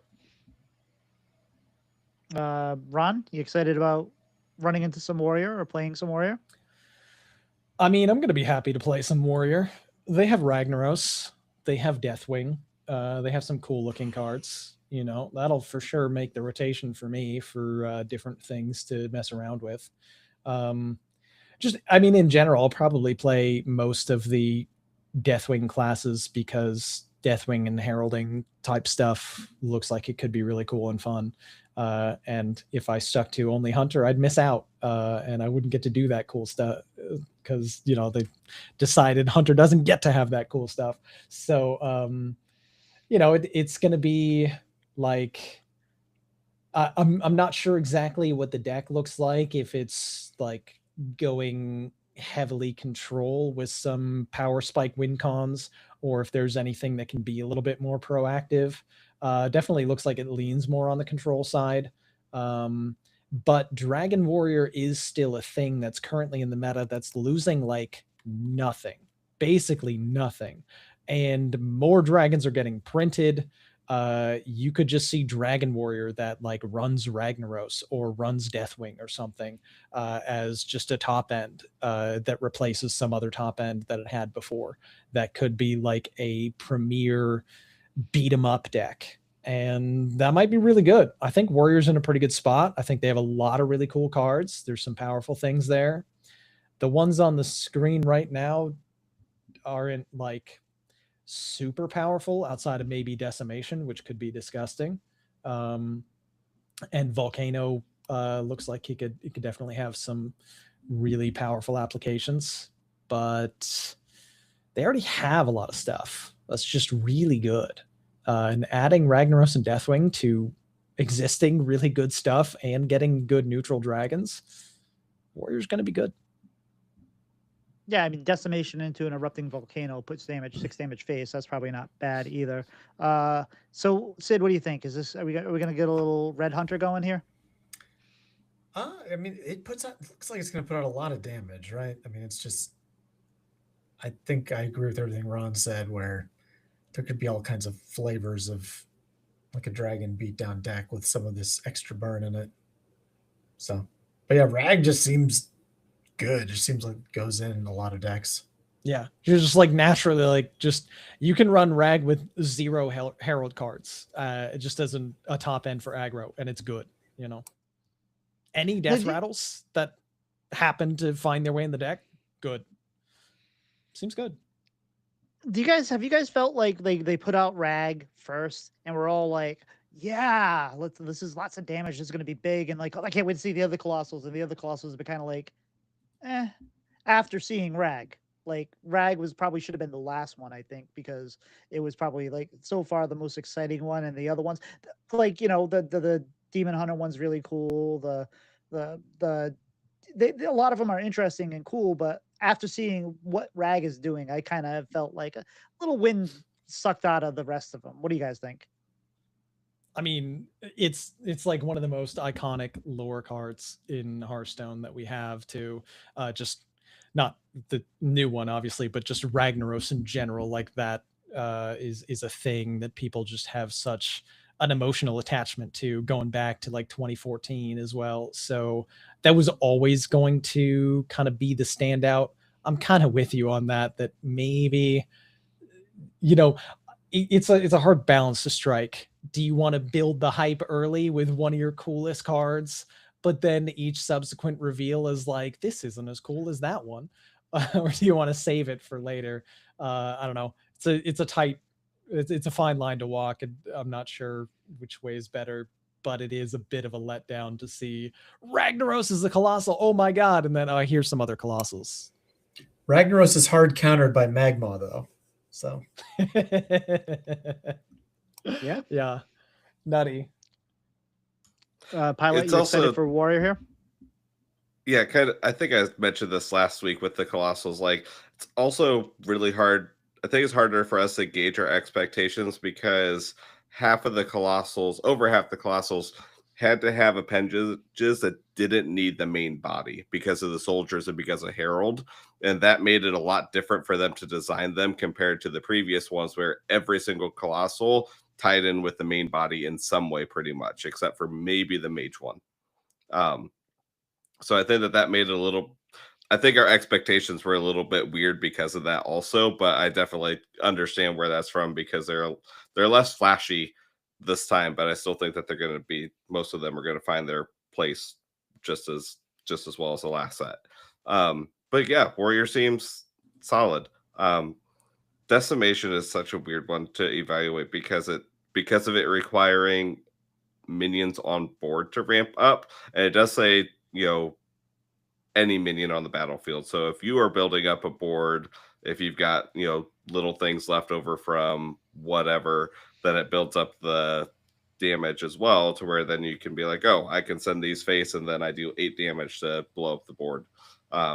So I think it's going to find an interesting spot, especially depending on how many token decks we see compared to how many colossal large minions we see. What's Magma's health? 12. 12. That sounds right. So you can potentially clear it. You know there's always be 7 on one side. Depends on how many you have on your side. Yeah. All right, so we have some assorted other reveals to finish up with. Especially all these Triumph cards seem to be really good. Are there any ones that I don't think any of them haven't hit, right? I mean, so we have Alex. Let's go through them. We have legendary Alex Draza, Guardian of Life, which is a 7-mana 8/8 dragon. Battle cry: set your remaining health to 15. When you reach full health, deal 15 damage to your opponent. Now, I don't understand this card really because doesn't it just do 15 damage to your opponent right there? So it's not changing your max life, correct? That's why it says remaining health. Yeah. Yeah. So your max health is 30 like at the beginning of every game, and this card will set your remaining to 15. So if you have, let's say, 25 health at the time that you play this card, you're essentially taking 10 damage by playing this card. If you are playing this card when you're below 15 health, it's going to put you up to 15, but you'll still max out at 30, so you won't be at full health till you get to 30, unless there's some other effects going on. So yeah, it might be there'll be something. This will be either as I think, Ron, you like to say, this will either be broken or non-playable. I don't know. I feel like it says battle cry, lose the game, but like maybe there's something that a control priest can do that winds up making it really powerful instead. I just feel like they're gonna have better options and better plays with their 7 mana on almost every single turn that won't justify having this as a dead card a lot of the time. If you're far enough behind that you need this to heal, you're also probably far enough behind on board that you're just going to die to what your opponent does after playing this anyway. So, like, I don't really see it, but I don't know.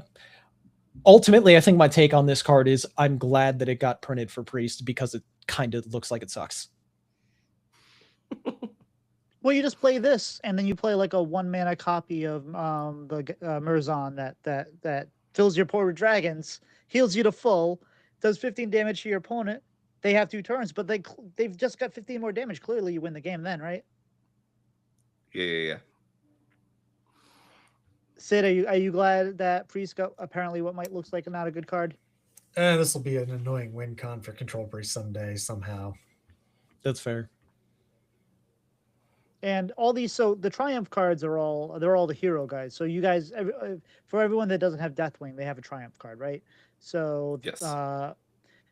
we have Azura's Triumph, which is a 1-mana shuffle 5. This is Druid. Shuffle 5 random minions into your deck that cost 8 or more, double their stats. We have Geblin's Triumph, which is 1 mana, get a random Paladin aura. It lasts an additional turn. Are these our Deathwing? Sorry to interrupt, but are these our Deathwing? Is this what the good guys get? Just the Triumphs? Is that it? Yeah. Yes. Well, and Shatter. Are we going to get a dragon that says like your next Shatter card is free or something? Like, can that happen? So I will say, based on numbers, we probably still have one more neutral legendary to come with the final reveal. So okay, that's where we can get our hopes up. They're saving something for Kibler. They got something. Kibler's gonna. They brought Kibler back from MTG at least for a day. They're going to. He likes dragons. It's known. Yeah. Okay. But so you get Sylvanas Triumph, which is the Hunter one, which is Ron was talking about before, which is 2 mana, deal 3 damage. If you played another copy of this, hit all enemies instead. You got Wild Circle, which is wait, hold on. Not a Triumph card. Just no, that's not just got Triumph card. Okay. just got revealed at the same time. Gotcha. I was like, wait a second. Okay, so that's Wild Circle is a 3 mana shatter summon 2/2 treants. Give your minions death rattle summon a 2/2 treant. I don't get why they got rid of apples or whatever they got rid of. They got rid of one of the cards from the because it looks like they almost have a critical mass of treants, but I don't know if that's going to be any good. Priest has Medivh's Triumph, which is 5 mana, deal 4 damage to all minions, cost 1 if you control a legendary card.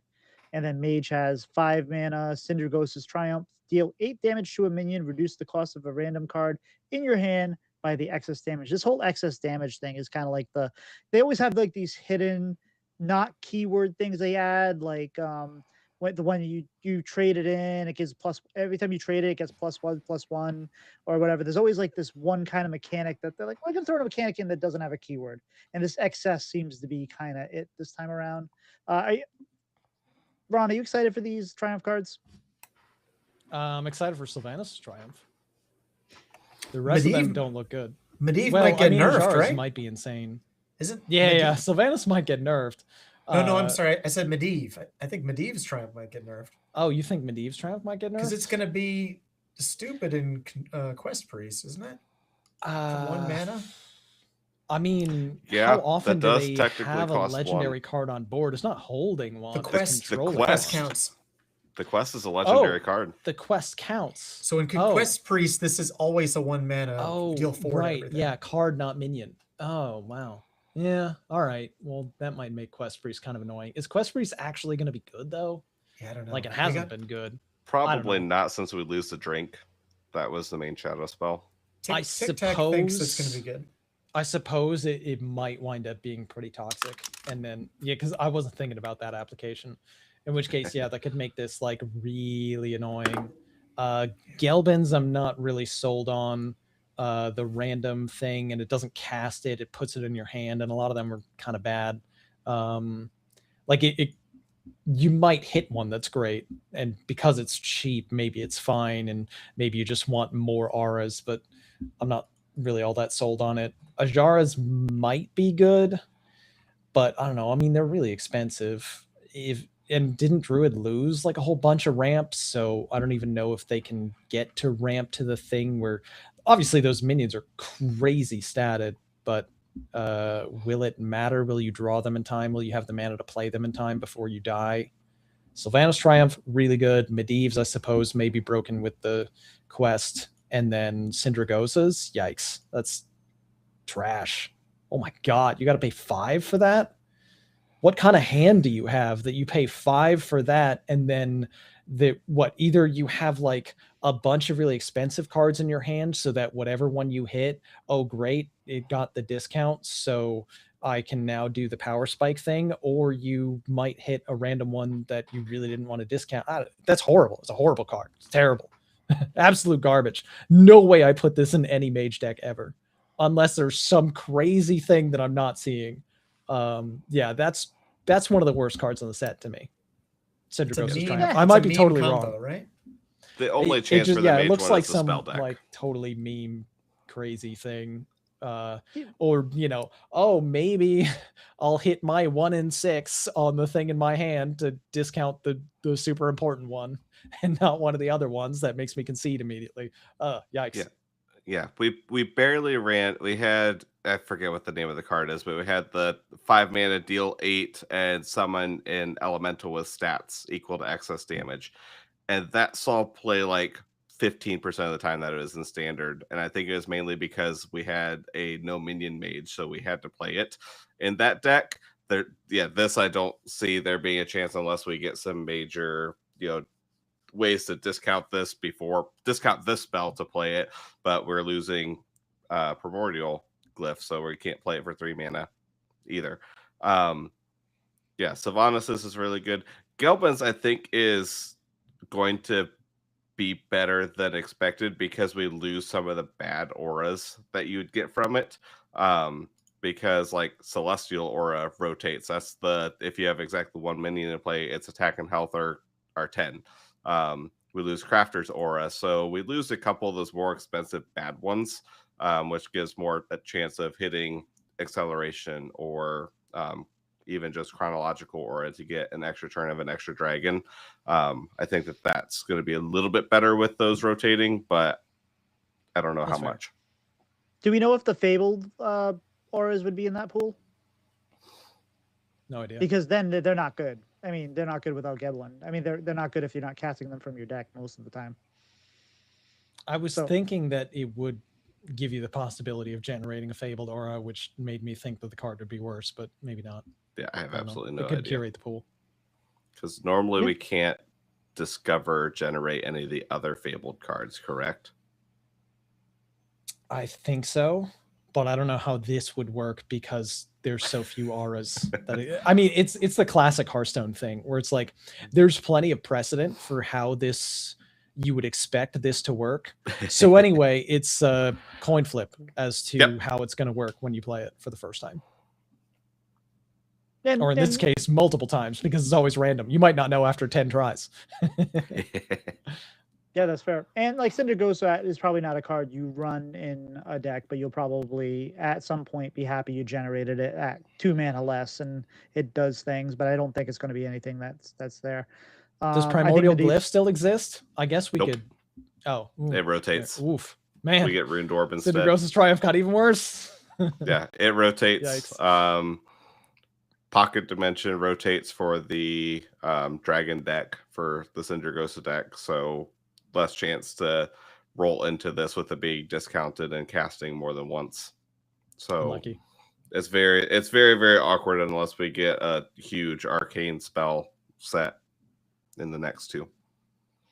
Yeah, and that's the thing. A lot of these cards may not be playable now, but like, I wouldn't be surprised if we're playing Quest Priest when we're at a 5 set or a 6 set when they have a more critical mass of shadow spells and holy spells that possibly kind of take this and all that. But I don't think we're going to see that right now. All right, is that? Oh no, we have more cards. I forgot we have more cards.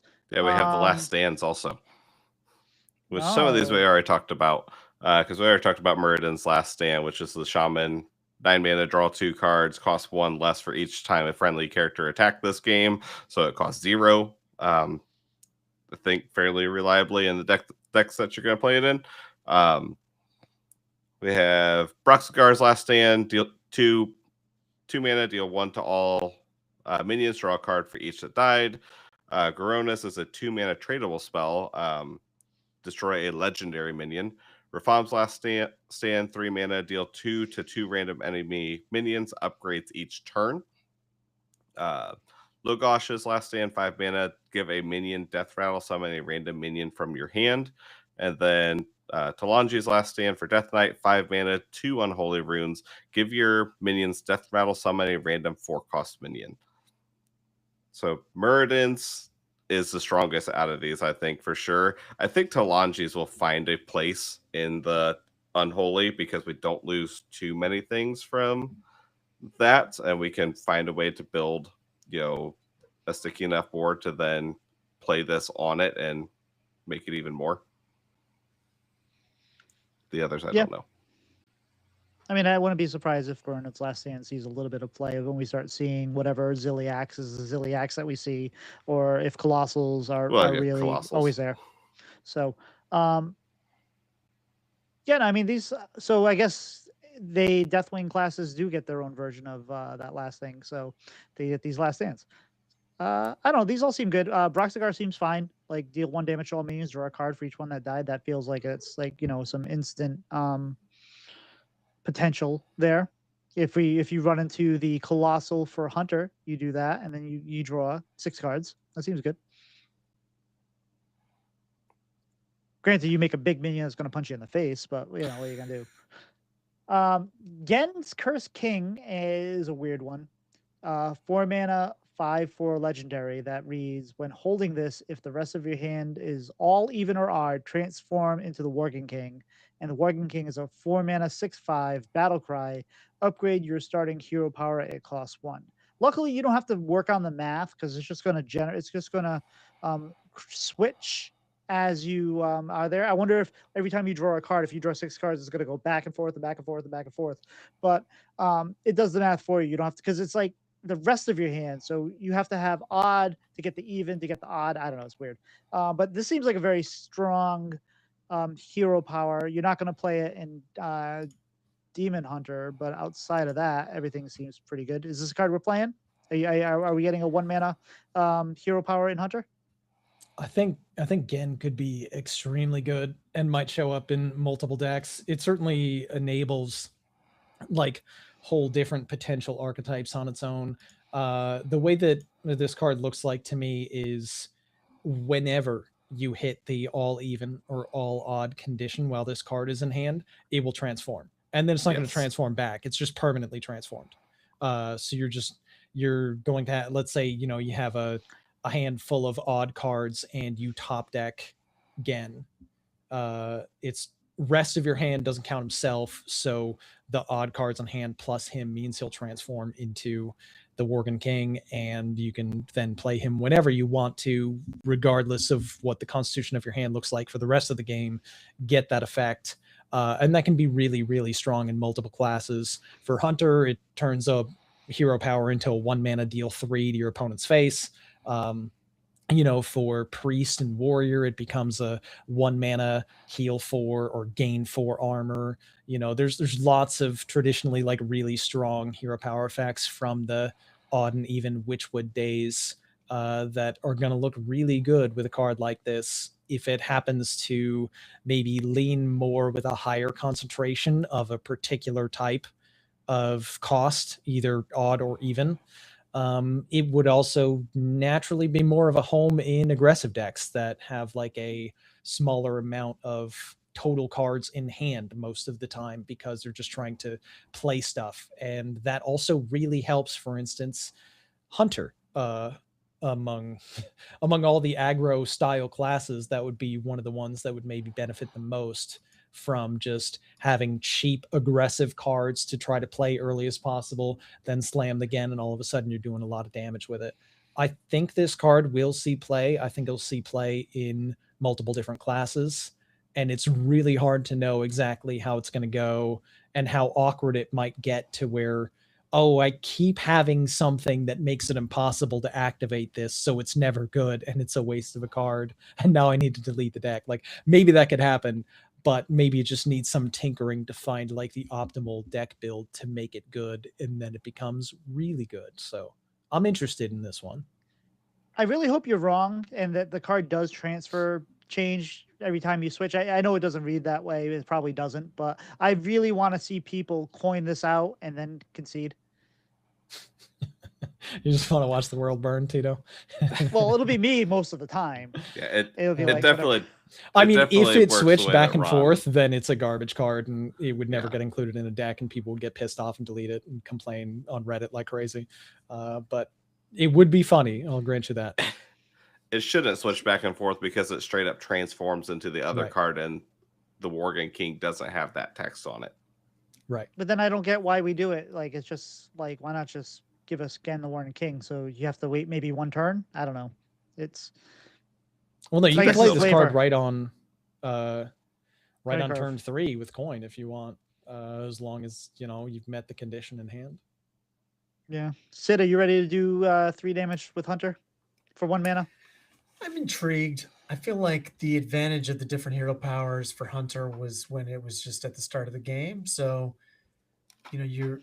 I guess I've been playing a lot of Face Hunter, and you want to be able to play your Arrow Retriever and draw 3. Maybe you want to draw off Quick Shot. And I guess, once you start putting in a lot of, like, we're running Confront the Tol'vir, right? Because that replaces all our 1 mana spells. So we have this 3-cost cards. We probably want to play the Sisters. We probably want to play Neri. We probably want to play this. So I don't know, maybe like Ron said, it's just about figuring out the really low curve build that Gen goes in. But I don't know. It's probably odd. You'd lean much more towards, like, I want to Sure. include as many odd cards as I can and try to keep out some even cards so I could do this. But yeah, I mean, it is tough to not be able to have access to the deal damage hero power for a little bit longer. Also reminds me of a permanent gripe with upgraded hero powers. Priest and Warrior get 4, we get 3. It's messed up. It's messed up. Not fair. Okay, I read this card wrong, and I was thinking it was your hand size. So that's why I was like, what's going on here? All right, what you say, that makes a lot more sense. There's much more of a condition there. I was like, because I thought it was like, well, even yeah, if you have an empty hand, he's active immediately. If you have a hand of 2 cards that both say 1 mana or both say 2 mana, he's active immediately. And he transforms, and then he just stays transformed. And to be fair, if you have he's 2 cards total on hand, he's active. I have 10 2-cost cards in my theory craft I'm working on for Face Hunter. So I don't know. It'd be tough to get. Maybe we can whittle it down, but a lot of the 2 costs have to go into Face Hunter, I feel like. But I feel like we can make it work better than other classes. Yeah, like you said. I don't know. It's like, I feel like it might just have more of a home in control deck like Warrior or Priest that just wants to get the +4. And it also, like, again, drives me crazy that upgraded hero power versus upgraded hero power, you always lose if you're Hunter versus Priest or Warrior. Not only does it negate it, but they actually get plus an additional 1. So it's definitely stronger just as an effect in those classes. What do you mean plus an additional 1? You mean plus additional 3 or 5 after they play that new Battlecry minion? Oh boy. I do like that this is at least also is not a 4 mana do nothing. It's a 4 mana 6/5. That's not nothing. So I don't know. Are you excited about Gen here, Pylet?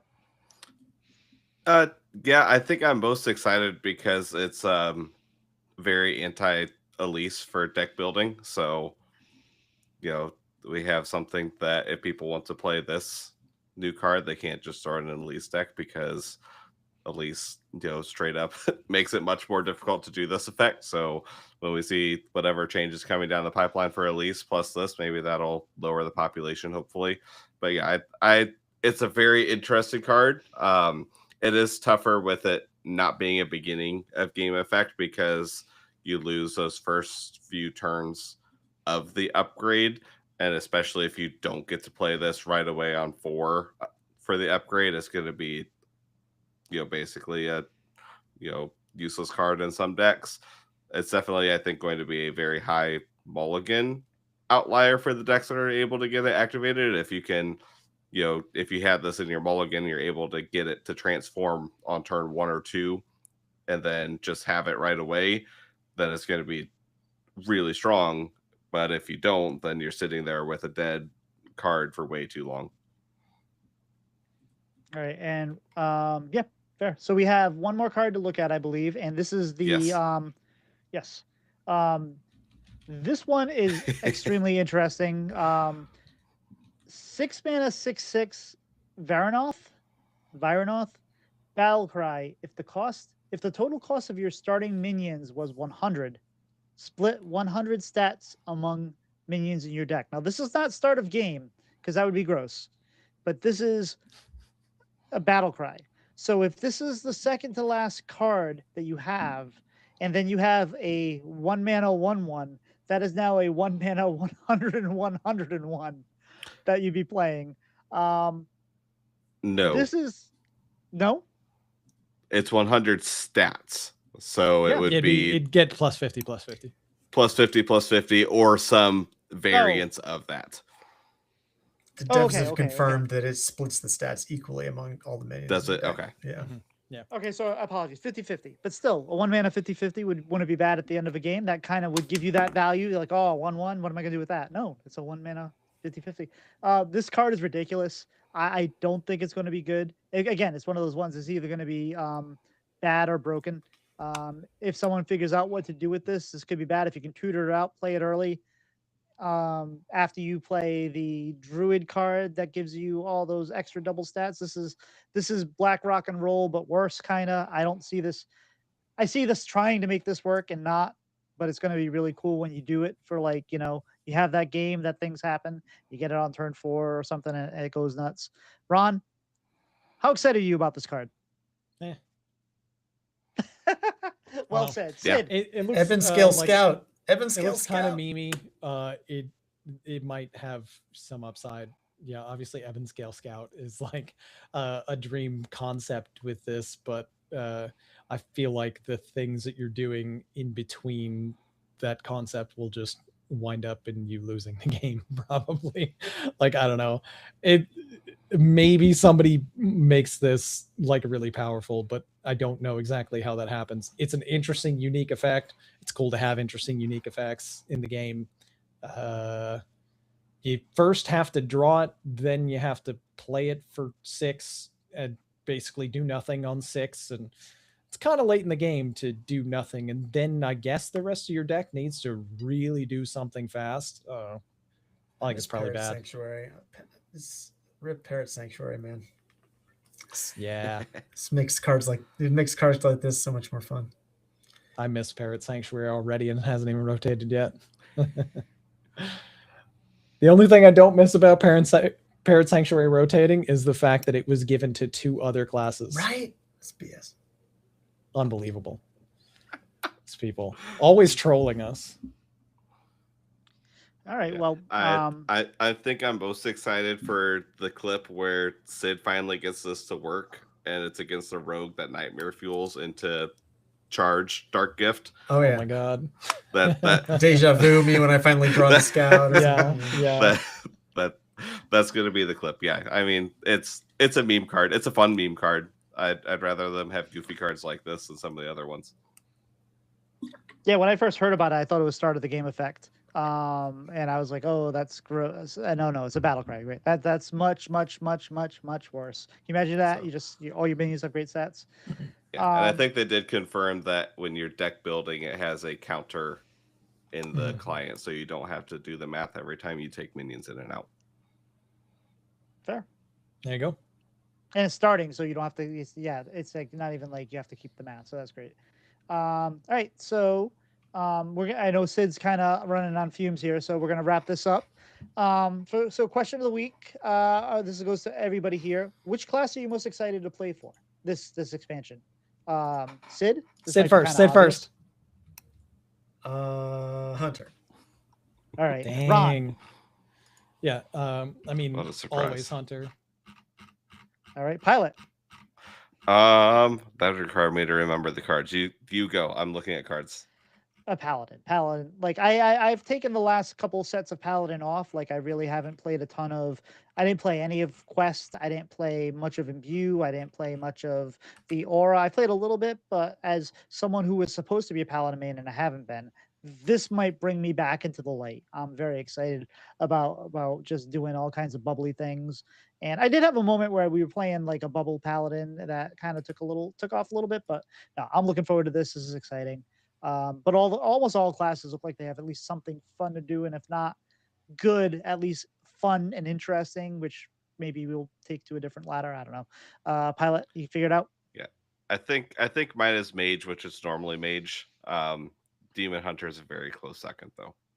Oh, and yeah, Demon Hunter looks like it's gonna be really fun too. I might be a Paladin main, but a Demon Hunter sub main. I don't know. That looks like it's gonna be really fun and gross. And I just hope they nuke Blob of Tar from the sun. And we don't have Blob of Tars everywhere because that just feels like it's gonna be a problem there. Hopefully, Elise doesn't copy Colossals. Lots of hope there. So if you'd like to support the show, you can do so by joining our Patreon over at patreon.com/breadandbutterhs. You get the raw audio early. You get access to the members channel and Discord. You help shape future questions. And if you'd like to help us in a non-financial way, you can let people know about the show and let us know how we're doing. We'd love to know. And always, you can always leave us a 5-star review. You can leave us something less than a 5-star review, but then we won't send you cookies on your birthday.